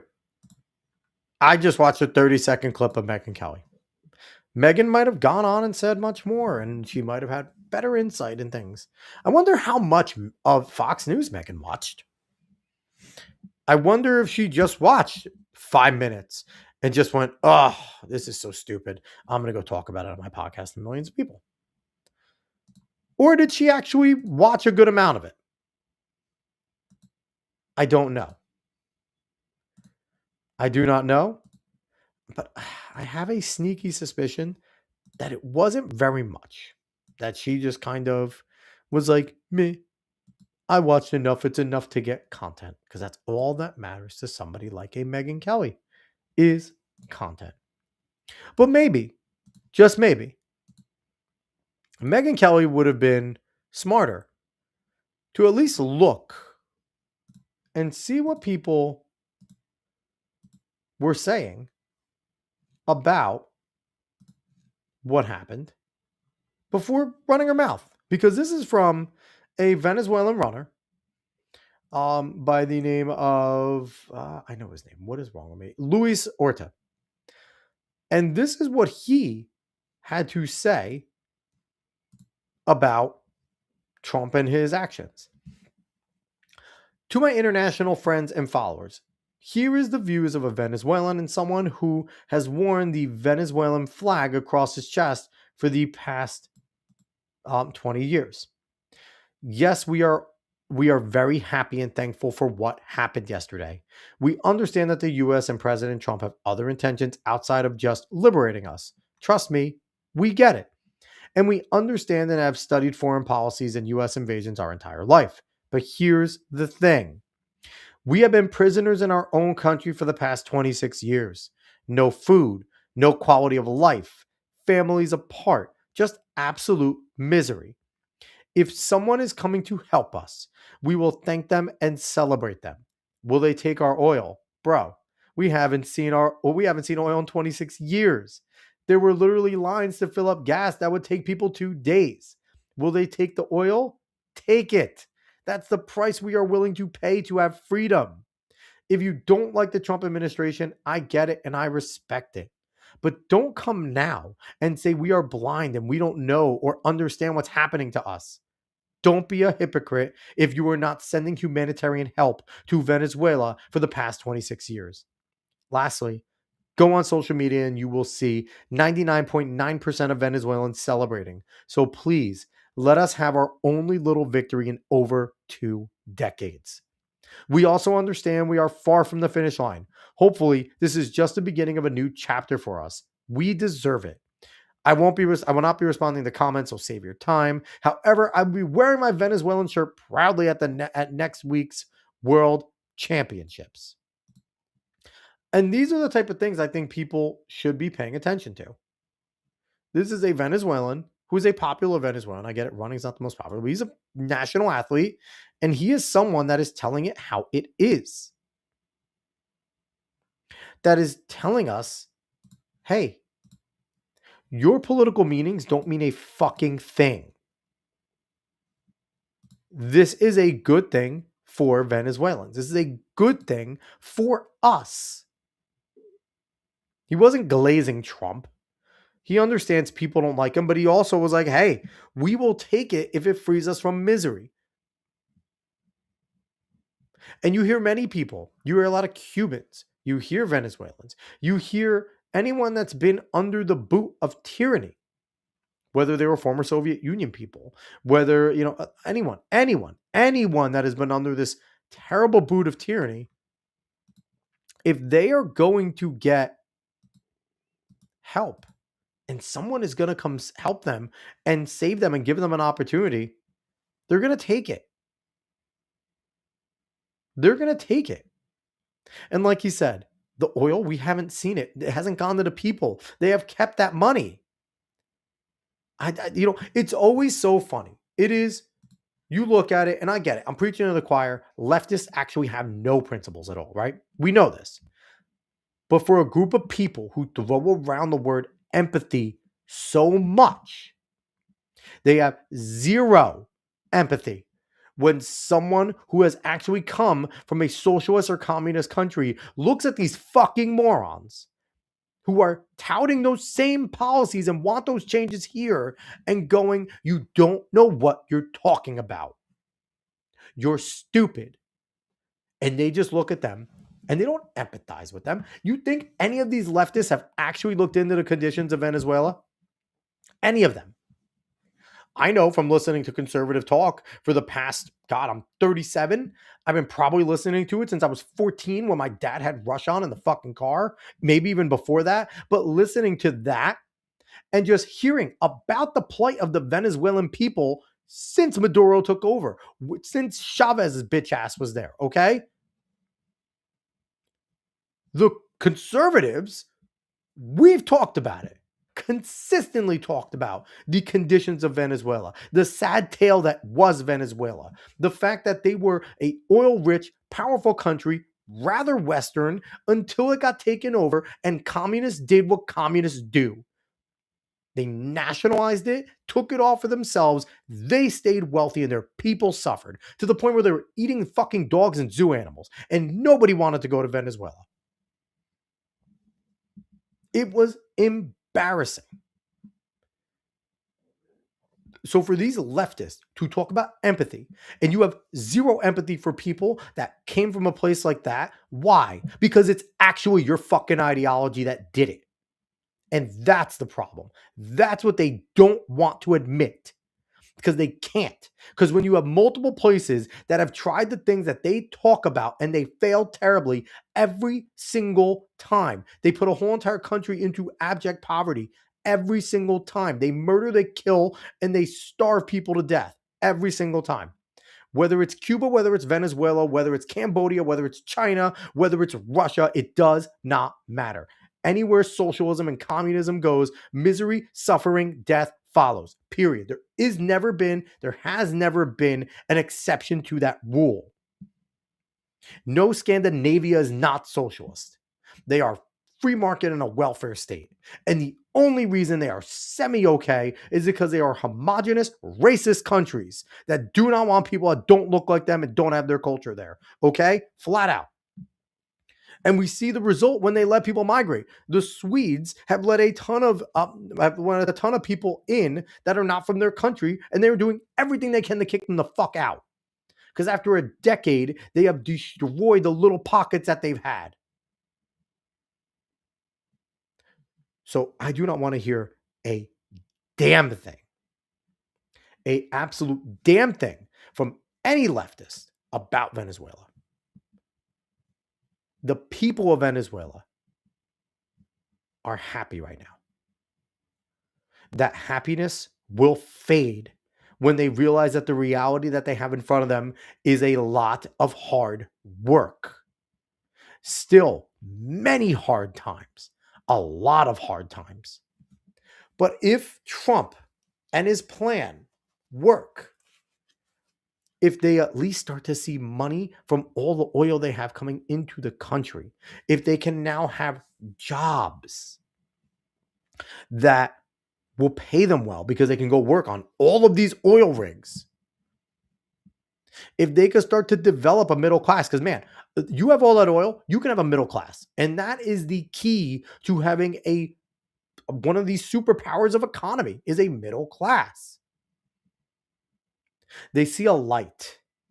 They see a dim light right now. If Trump's plan is successful for Venezuela, and if it's actually what he says he wants to do, if he actually wants to use that oil money to not only come to the United States, but go back into Venezuela, Venezuela has a chance to turn itself around in a decade and become a beautiful country. But I do not want to hear a damn thing from leftists. Because every time something like this happens, they're the ones that are mad. Because they know that it's their policies that they are trying to implement here that have failed there every single time. Don't let them off the hook if they talk to you. Do not let any of the leftists off the hook about any of this. None of them.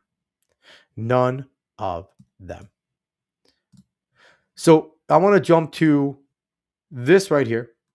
The always awesome Stephen Miller talking to Jake Tapper. I have two clips. This one's about Venezuela, and the other one is about Greenland, which is interesting because I talked yesterday. Trump seriously wants fucking Greenland, and it looks like we're gonna get it. Apparently, they're negotiating a deal, but this is about Venezuela. I'm not gonna lie, I'm not the biggest fan of the answer, but I'm as happy Stephen Miller basically told Jake Tapper to fuck off.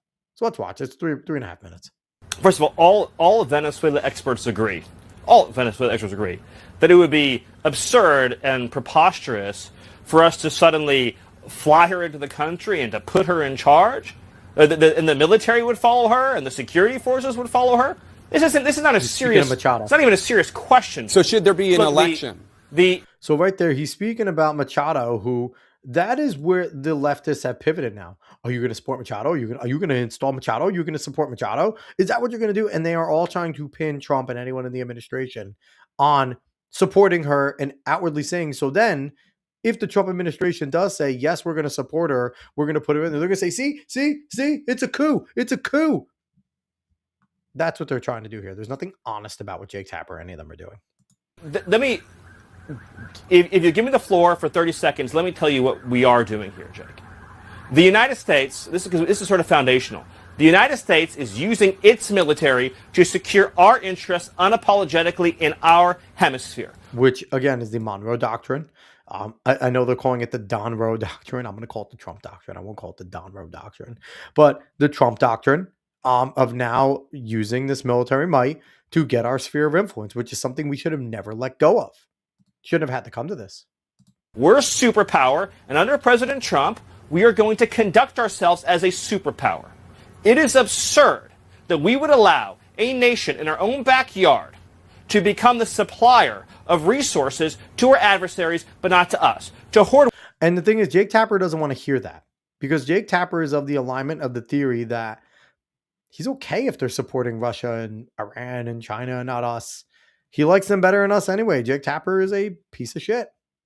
Weapons from our adversaries to be able to be positioned as an asset against the United States rather than on behalf of the United States. Sovereign countries shouldn't be able to do what they want to do. And there you go. And then you see sovereign countries shouldn't be able to do what they want to do. The key automatically goes right to that. And the thing is, what was sovereign about Venezuela when they had an illegitimate leader? That's not a sovereign nation. That's not a sovereign nation. Number one.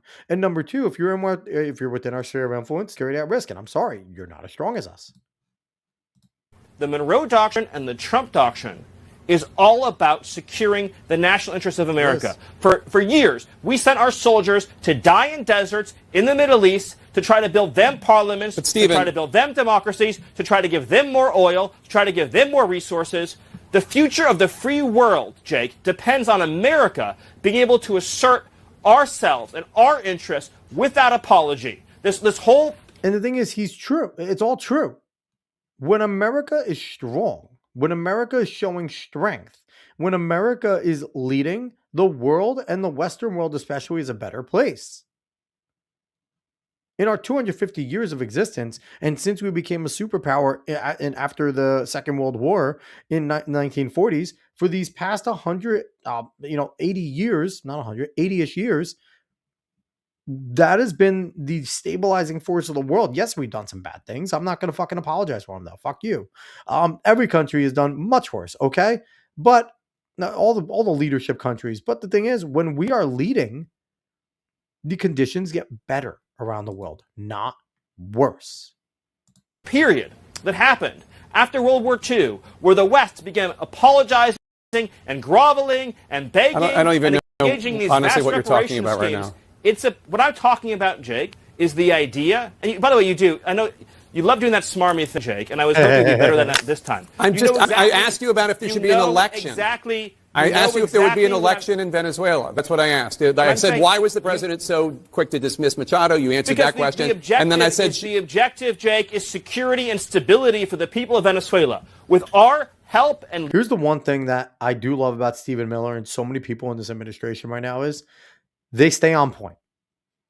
They stay on point. They know what they want to say. And Tapper and them know in an interview with Miller, Rubio, Vance, Bassett, Homan, any of them, Noam, you can ask the questions, but you're not in control. The Trump cabinet members are in control of every single one of these exchanges every single time. Leadership, that country will become more prosperous than it has ever been in its whole history. Venezuelans but the will woman be richer running Venezuela right now is part of the Maduro regime. There will be conversations, Jake, about all of these guideposts along the way. The reason why I was giving you that speech, which is funny because this happened before Trump announced today that we are going to be getting 30 to 50 million barrels of oil from Venezuela, from that very woman that's a part of the Maduro regime that he's trying to pin down on Stephen Miller here. I wonder if Tapper's looking at that going, okay, how am I going to lie again about this? Like, it's so ridiculous because the thing is, it's such an adversarial thing. Like, Tapper isn't here to find out information and ask questions. He's here to get a soundbite. That's all he's there for. Which I know you didn't want to hear, is because you're approaching this from the wrong frame. That's what I said. This neoliberal frame that the United States' job is to go around the world and demanding immediate elections be held everywhere, immediately, all the time, right away. True. to create No. these vacuums. That's not what I think, but you invaded the country. We went into the country and we seized the leader of Venezuela. Damn straight we did. And the thing is, too, the way that so many people frame it, I'm tired of hearing this. The president, the leader, he was the illegitimate leader. Illegitimate. He wasn't the leader. He was the forced dictator. That's a different scenario. And a dictator that wasn't recognized by the last 3 successive administrations, whether it was the original Trump, whether it was Biden, or this Trump administration. He's not recognized. According to them, Venezuela did not have a leader. According to the European Union, they did not have a leader there. Keep rolling. I'm saying, we're not going to let. So is the U.S. going to have new elections? Jake, is that we're not going to let Tim Pot communist dictators send rapists into our country, send drugs into our country, send weapons into our country. Okay. And we're not going to let a country fall into the hands of our adversaries. The future of Venezuela, working with America, is going to be so bright and so incredible and so positive, and we'll have a conversation about everything that you raised. But the priority right now, as the president has made clear, is a judicious, thoughtful, careful transition process to secure a great future for Venezuela and to secure a great future for America. All right. So let's just take a moment and just acknowledge, Jake, that what we've witnessed under President Trump's leadership this last week is one of the greatest foreign policy and military victories this country. So that is that clip. And that's just Stephen Miller doing what Stephen Miller does. And he just goes in, and out of everyone, Stephen Miller is one of the best at this. He does not allow them to dictate anything. And then here's another clip from that same interview. But this one is about Denmark and Greenland. This one's a little bit shorter. But I mean, it's honestly, this whole entire Greenland saga is wild. Let's see what Stephen Miller has to say here. But can you say that military action against Greenland is off the table? It wouldn't be military action against Greenland. The Greenland has a population of 30,000 people, Jake. The real question is, by what right does Denmark assert control over Greenland? And here's the thing, too, and another thing that the administration's really good about having is the facts, right? Is a lot of the facts, the on-the-ground facts. He corrects Tapper there, and Tapper hates it. We're going to go against Greenland. No, there's 30,000 people there. We're not going to go against Greenland. And he makes the thing is, Stephen Miller is so condescending. Like, Jake, you're an idiot. We're not going to go against a nation of 30,000 people. Like, it's fantastic the way they handle the media. It's so good. And here, he's a correct claim with Denmark. What right do they have? What is the basis of their territorial claim? What is their basis of having Greenland as a colony of Denmark? The United States. And what's funny, too, and I love that he used that word. Loved it. Because someone like a Jake Tapper probably is against colonialism and probably has talked and said that colonialism is such a problem. And here he is. He's going to defend Denmark and their right as a colonial power. Is the power of NATO. For the United States to secure the Arctic region, to protect and defend NATO and NATO interests, obviously Greenland should be part of the United States. And so that's a conversation. Here's the only problem, though. Those 30,000 people are very left. Very, very, very left. Now, I know the prime minister has said that they are open to negotiations, and it's been reported widely. We are absolutely negotiating with the prime minister of Greenland to acquire them. Not by force. And we want to talk to Denmark. Apparently, the king of Denmark is like, no. If that continues, then we're just going to make a deal with Greenland and tell Denmark to try, right? That's going to be the thing. Like, what is Denmark going to do? We're going to have as a country. That's a process we're going to have as a community of nations. So you can't take it off the table that the U.S. would use military force to seize Greenland. You can't take it off the table. Jake, I understand you're trying very hard. Exactly. Which again is your job. I respect it. It's great to get exactly the headline. Right, that catchy headline. Just trying to get an answer to the question. That says Miller refuses to rule out the United States should have Greenland as part of the United States. There's no need to even think or talk about this in the context that you're asking of a military operation. Nobody's going to fight the United States militarily over the future of Greenland. So one last question, doesn't Stephen. make any sense. And I love that ending there where he's like, no one's going to fight us. Like, and he's so right. Denmark's not going to fucking. But can you say that military action? Greenland? That's not going to happen. He's not going to fight us over Greenland. Nate's saying super left and they're depressed people. 2 W's for Democrats. Now, hey, listen.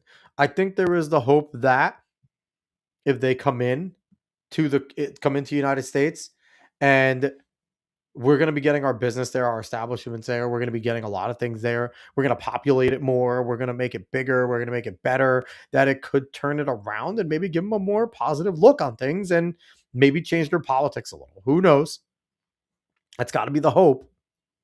But I mean, I would much rather see these places come in as territories so they don't have that voting power.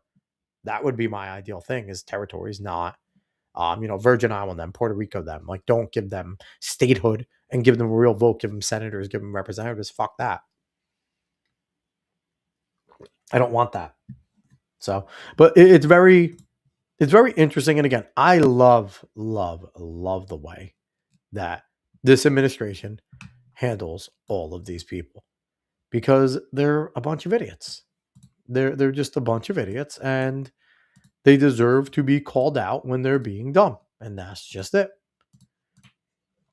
So, all right, let's get to some nerdy stuff, shall we? Kind of nerdy. This right here, coming from Variety, which I know, Variety, but there's some relevance here as to why I'm using them, because they have the report, damn it. So, Guillermo del Toro tells young directors they should not listen when people tell you art is not important.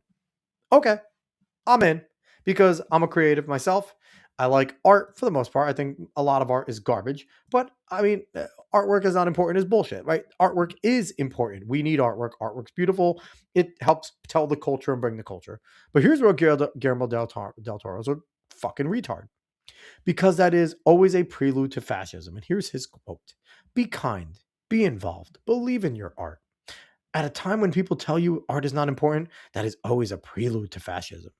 Because I'm sorry, when I look at the 27 points of fascism, or when I read Giovanni Gentile's, comments to the intellectuals about the starting of fascism, every single time, one of their gripes is those fucking artists. We're going to tell them it's not important, and that's going to make us fascist.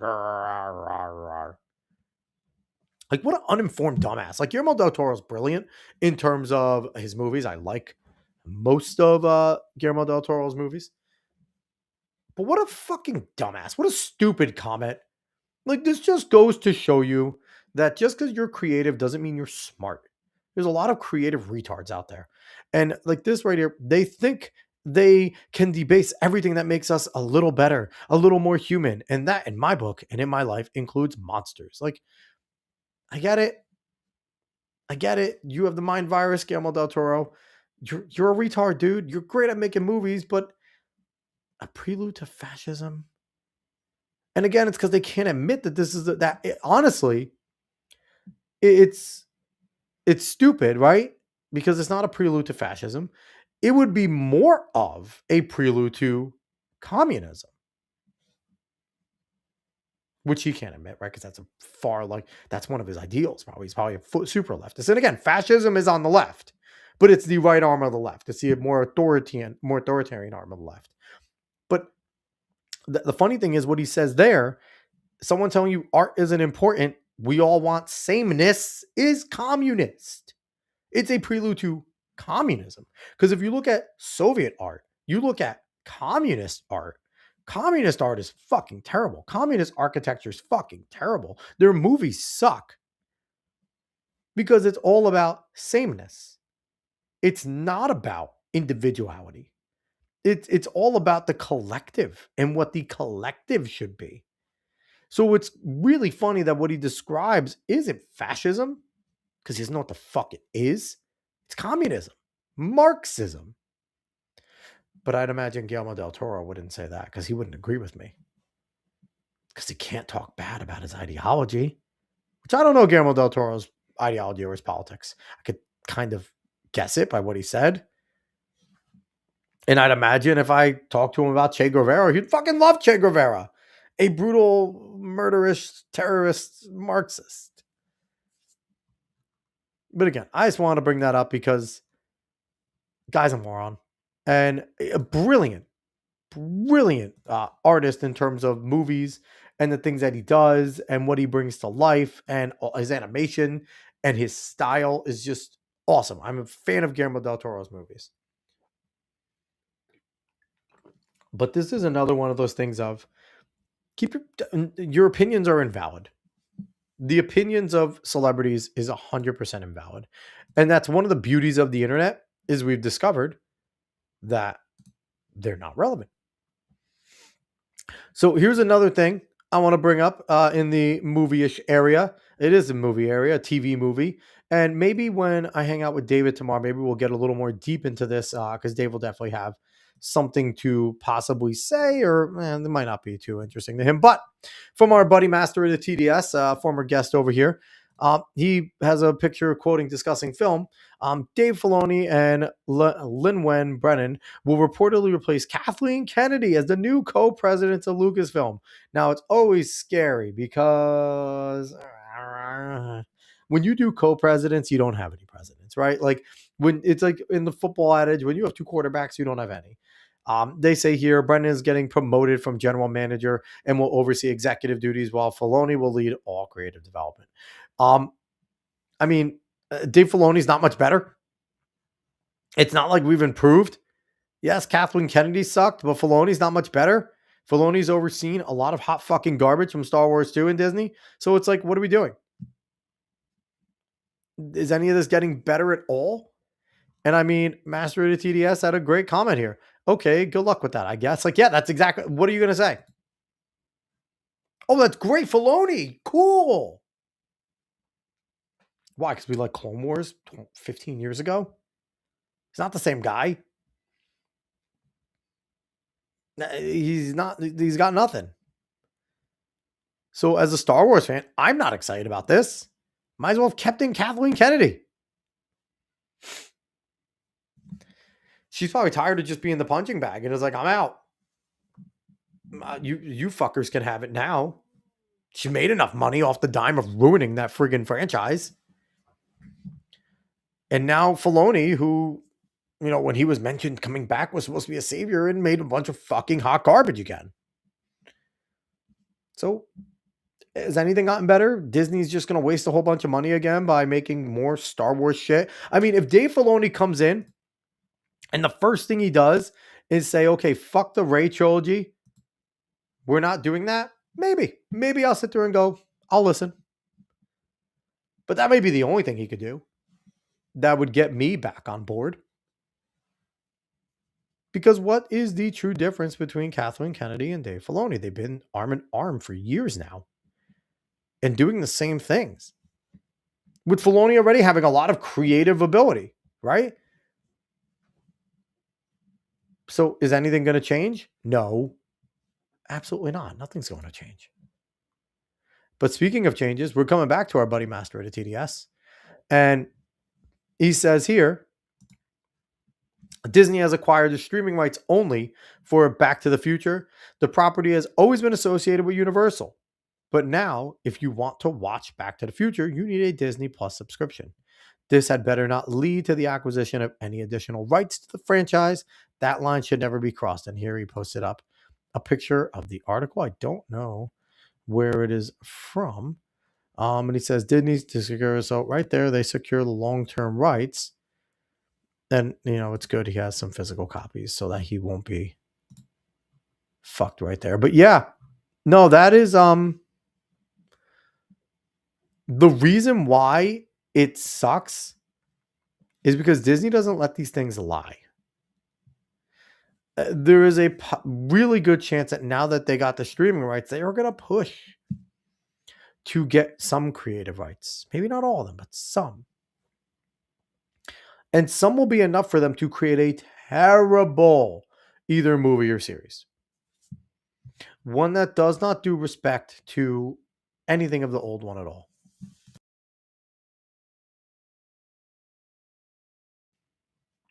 So I'm with Master of the TDS which, by the way, if you haven't went and subscribed to Master of the TDS over on YouTube, you are missing out because, you know, his psychosynopsis and the things that he does with Writing Raven is fun. Really cool. And they have some changes coming up too. So I suggest everybody jumps over to Master of the TDS and goes and follows because they do really good stuff over there.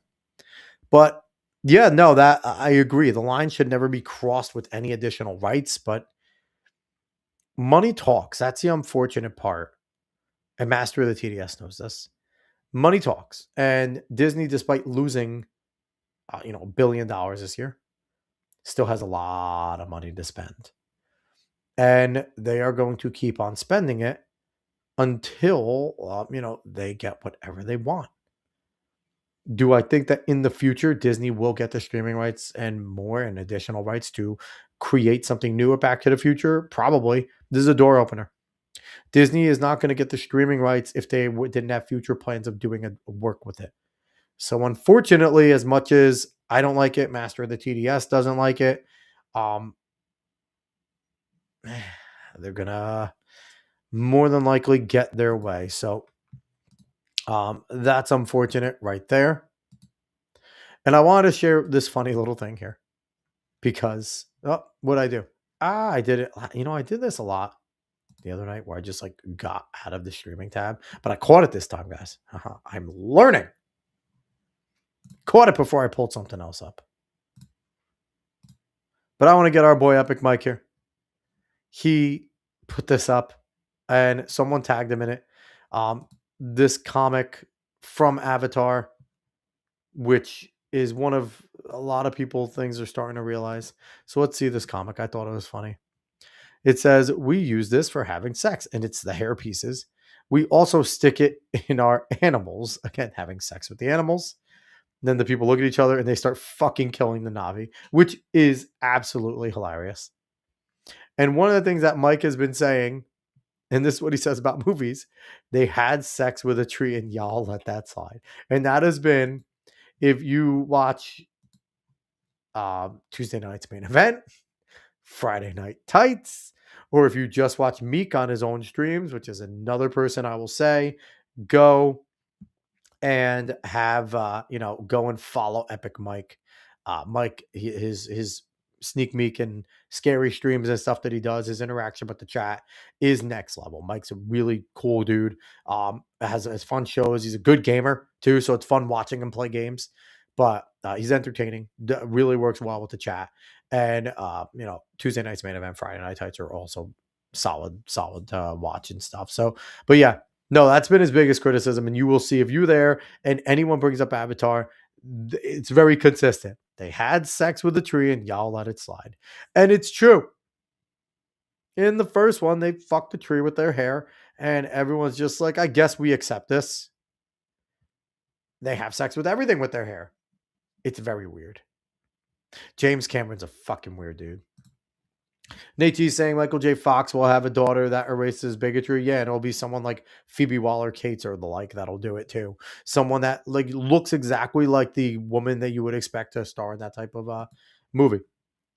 But yeah, I just wanted to share that because I thought it was funny. But now we are going to move on to some video game news.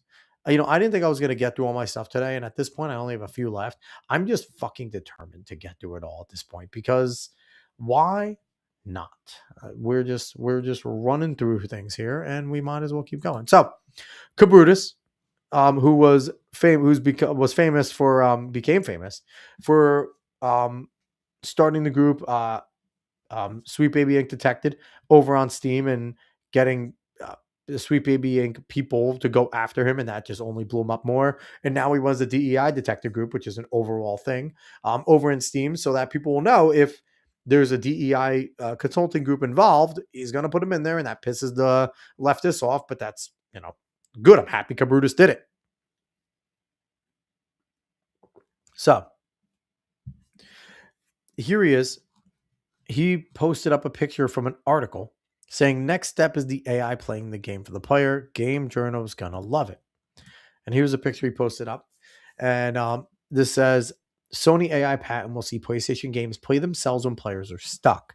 AI-generated ghost player assistants would help out players who can't progress in the game. I fucking hate this. I hate this. Because part of the fun of games in the past were how fucking hard they were. They're supposed to be hard. Video games aren't supposed to be easy. It's supposed to be challenging. It's supposed to make you think. But now, I hate when you press the button and it shows you like a path, like where you're supposed to go the right way. Like, I hate that. I hate that they added that to God of War. Because God of War was always supposed to be a difficult puzzle type of game. But now you get stuck. You can always just go on AI mode and it starts to play for you. Like, what the fuck is this? Nate, you saying DSP is going to be stoked? Yes. Oh, listen, any of these streamers who use it, though, are going to get roasted. Now, DSP doesn't care. DSP knows he's getting roasted. And as much as he hates when his detractors take my, like, they keep him relevant, right? His detractors keep him relevant. And DSP knows that. But this is awful. The fact that this is something that they're trying to do, and this is going to open it up to so many shitheads just being able to stream and do this. Like, you're going to see full on AI walkthroughs. You're going to see that where people are just not playing the game at all. They're just providing commentary with an AI walkthrough. That's what you're going to see happen. And people are going to watch it. Because I'd imagine the AI is going to be pretty good at the game to be able to get through things. So we're going to get that. And it's oh my God. This is bad AI right here, right? Bad AI. Because again, as someone who, I don't game like I used to. Admittedly, I've said it multiple times. I'm not a big gamer myself anymore. But as someone who has enjoyed video games his whole life, who played them for most of it, I used to love platformers. I used to love puzzle types of games like that. And, what would it be if you could just Prince of Persia, Uncharted? You didn't get by some of these parts, or like I said, the old God of Wars, Metal Gear, all these games that had difficulty levels, high difficulty levels. And, I can't figure it out. Okay, let me just turn on AI mode and walk it through and I'll take it. Fucking stupid, man. I get it. For kids, maybe. It'll help some little kids beat some of these harder games. But even then, I was a kid. I couldn't beat Last Battle. That game was fucking hard. Still can't beat Space Harrier. Like, there's games that are difficult. I wonder if it'll work on ET, though. If it'll work on ET for Atari, that's helpful. ET is notoriously so fucking hard. But maybe if we could plug ET in and I could finally get past that pit. Because I could never get out of the pit in ET. Could anybody get out of the pit? Honestly.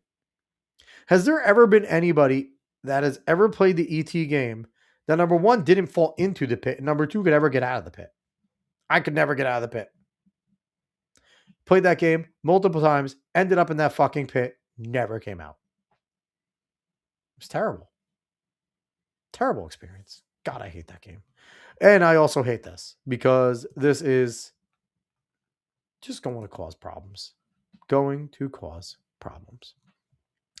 But all right, let's jump into this because I thought this was interesting. This is from an account, Stellar Blade, Nikkei, Destiny Child. I don't know who the fuck that is. Shift Up World. Shift Up places significant emphasis on Eve's rear design as one of their core tenets. Since players will be viewing the character primarily from behind, smart design choice, in my opinion, Stellar Blade. So just a little background before we pull up, because you could see her ass right there. But one of the things Stellar Blade was criticized for from all the SJWs, from all the leftists, is Eve is only there for the male gaze. It's not that great of a game. It's sexist. Why do they make her look like that? Blah, blah, blah, blah, blah. And what happened? Stellar Blade sold like hotcakes, and people actually enjoyed it. So here's the quote from one of the Stellar Blade creators. When it comes to the design, we've put special attention on the back of the character because the player is always facing the back of the character when they're playing, Kim said. That's what they see the most of, so we thought it was pretty important. As you can see, these are designs. They're giving her a plump ass. They're giving her a well-defined ass.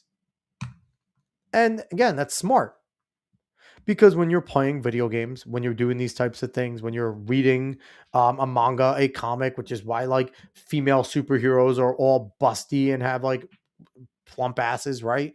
You don't want to see generally ugly people. And especially if you're playing a full game, you don't want to look at some like gruesome thing in front of you the whole time. Like, it's not the worst touch to put something that normal people deem attractive. And the thing is, yes, it's just artwork. Yes, it's just pixels. But it's like, objectively, if you look at this picture, that's 3 nice asses. They drew nice looking asses. So they want you to come away with the fact that your character, when you're playing as Eve, is an attractive woman. And there's nothing wrong with that at all. And I think that the lesson from Stellar Blade is, and I think a lot of companies, except for some of the shit ones, but a lot of companies have learned that make attractive characters, male or female. If you make a female character, make her good looking, make her a little busty, give her good proportions, make her outfit a little revealing. It doesn't have to be realistic. We don't play video games for realism all the time. We want that fantasy out of ridiculous moments, like things like that. We want those. If it's a guy, make the guy muscular, burly, in shape, chiseled chin, good looking. Like, guys want to play as dudes that we aspire to be. I don't want to play as a fucking guy with the dad bod and then he's going around flying around hitting things. Get the fuck out of here. If I'm going to be a superhero, if I'm going to be a soldier in a game or something like that, I want him to be jacked. I want him to be peak physical condition. So this is a lesson to be learned for those in the video game industry, and Stellar Blade definitely taught them a lesson, and the people came out and supported it. And that's the biggest thing.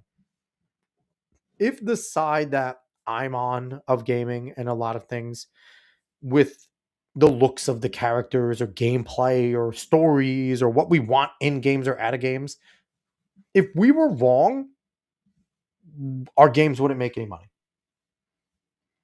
Our games wouldn't make any money. They would, the studios would close and we would be fucked, right? But the bottom line is, whenever they do these things, the games do make money. A lot of money. Because they get the support. Which you get the opposite side. You get Concord, you get Dustborn. They didn't make any fucking money. Concord is off the server. It was off the server, I think, in like 6 days. Less than a week. So that's the difference. Money talks. And that's it. That's the bottom line. That's the way the world works. So it's an important lesson. The gameplay needs to be good, but you also want to have decent characters. Sorry, we're going to end. 2 more things. This one's a little goofy. I found it funny. It's from Dragon Ball Daily. And let's watch, because I thought it was kind of funny, just the accusation here. And it says, this MF for Gohan really took everybody's fit and rocked it better. So it just goes through some pictures. I don't want to get flagged. So right there, let's go back real quick. First, they have Vegeta's fit and Kid Gohan rocking that. Then you get to Teen Gohan looking with Vegeta's fit again. Teen Gohan taking Piccolo's. Goku's with Future Gohan. More Goku. Android 16 with that green and black. Akai. More Piccolo. And then Chi-Chi. It's funny because, like, I actually didn't put 2 and 2 together with how many different outfits that Gohan basically took from other characters. And I think that's a cool touch. I don't know if Akira Toriyama did that intentionally, but I thought it was a real cool touch. Just to look back at it, I'm someone who's loved Dragon Ball my whole life. I've read it multiple times, watched it. I'm looking forward to the potential. I'm seeing all the time that at the end of January, there's going to be an announcement about 3 different projects. One of them being the potential continuation of Super. Another being a potential movie. I don't know what the third, but there's announcements coming up, right? And I'm excited for that. But just watching this, I never noticed. Like, I knew the Piccolo connection and I knew the Goku connection, but it never put 2 and 2 together that he just basically took everyone's looks. And that's hilarious. To me, that's hilarious. As a character, and Gohan's one of my fan favorite characters. I know people dislike Gohan. I've always loved Gohan. I've been a Gohan fan my whole life. Even if all of his power-ups are unearned, get fucked. They were awesome. But I just thought this was very funny to look through. that Gohan's been a little friggin' thief, little bastard. All right, so I'm going to end off on this tonight because I had a real cool interaction. And I don't know what's going to come of it, but I friggin' love this. So I was thinking earlier today that, man, do I miss Rush Limbaugh? And which is why I brought up, the drive-by media, which is something I'm going to be using. I'm going to try and use more of Rush Limbaugh's phrases, try and find some quotes from Rush and stuff like that. Bring them back in, because I think one of the things that makes me sad is Rush was so important for the conservative movement, and someone that I grew up listening to, and someone that was heavily, heavily involved with getting Trump elected in 2016. And he was very important. And you knew he was important because he was getting attacked all the time. And if you're somebody in the conservative movement, you get attacked. That's just how it works. And he had such an impact. And I thought, I wanted to get an EIB shirt because his company that he created was the EIB network, the Excellence in Broadcasting Network. It was a golden EIB logo. It was a cool logo. Let's see real quick if I could find that EIB network logo. And let's see, this is probably a good picture of it. Let me see how big I can get this. No, get the fuck out of here. Open video. Not the best. I'm trying to find a decent picture of the EIB. Because like I said, I've always been a fan of the logo. God, why are they all so small? Give me a good EIB logo. And I want a good golden one. They're not. Let's see if this one's in. This isn't. No, I don't want to. Open image, a new tab. There we go. This is a good one. So share step. So this is the EIB logo with the E on one side, the I in the middle, and then the B. And I've always been a fan of this logo. I thought it was cool. So back to my post here.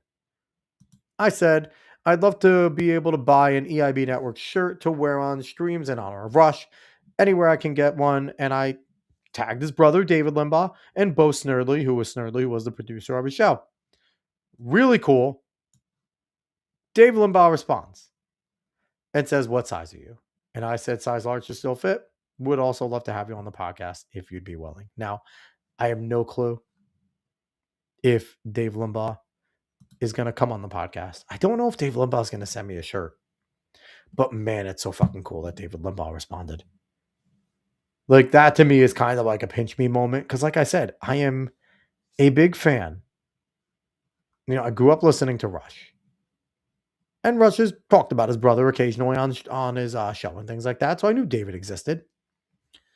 But it is super cool that David Limbaugh responded. And I just, again, if I don't get an EIB shirt, I'm okay with that. I will figure out a way to try and buy one somehow. I'll find a way. I would love for David Limbaugh to come and do a show with us. Would love to interview David Limbaugh. That would be a really cool thing because I'd imagine he would have so many fun stories and just be a wealth of knowledge on things about Rush that maybe we didn't know. But I just want to highlight just what a cool interaction this was, and something that, I'll remember this interaction for a long time. And I don't get starstruck. Okay. I don't get, anything like, I don't have idols. I really don't. But man, really cool moment. And I know my dad, Alex, he listens to this all the time. And he'll sit back and watch this. And I know he'll be excited if, as he gets to the end and he sees that I had an interaction with David Limbaugh. Nate saying that's how I felt when Kurt Angle liked one of my tweets. Yeah. And it's weird too, because like Nate, we've talked to some cool people on the show. Like we've had some pretty awesome guests and people that I've liked for a long time in the conservative space. And going into like the track show, I've talked to people I've idolized in track, Olympic gold medalists, going back almost 8 years now when I did my other podcast, Sports Opinions podcast. Had on people in the sports world that I never thought I'd be able to talk to. Like, I've talked to Jay Crawford. I have Jay Crawford in my friggin' phone. I talked to John Anderson on the track show. Like, it's really cool stuff and some people that I enjoyed, but it's like the larger than life impact that somebody like Rush Limbaugh had and Bo Snerdley to that extent being involved on shaping a lot of my political views, shaping a lot of my worldview. A lot of that came from Rush, and to get an interaction from his brother, and just such a cool one. Just what size are you? Like, it's like such a cool moment. Something David Limbaugh didn't have to do. How many times you tag somebody in a post and they don't say anything. So he didn't even have to interact. And I wasn't looking to get a free shirt. I'll happily paid.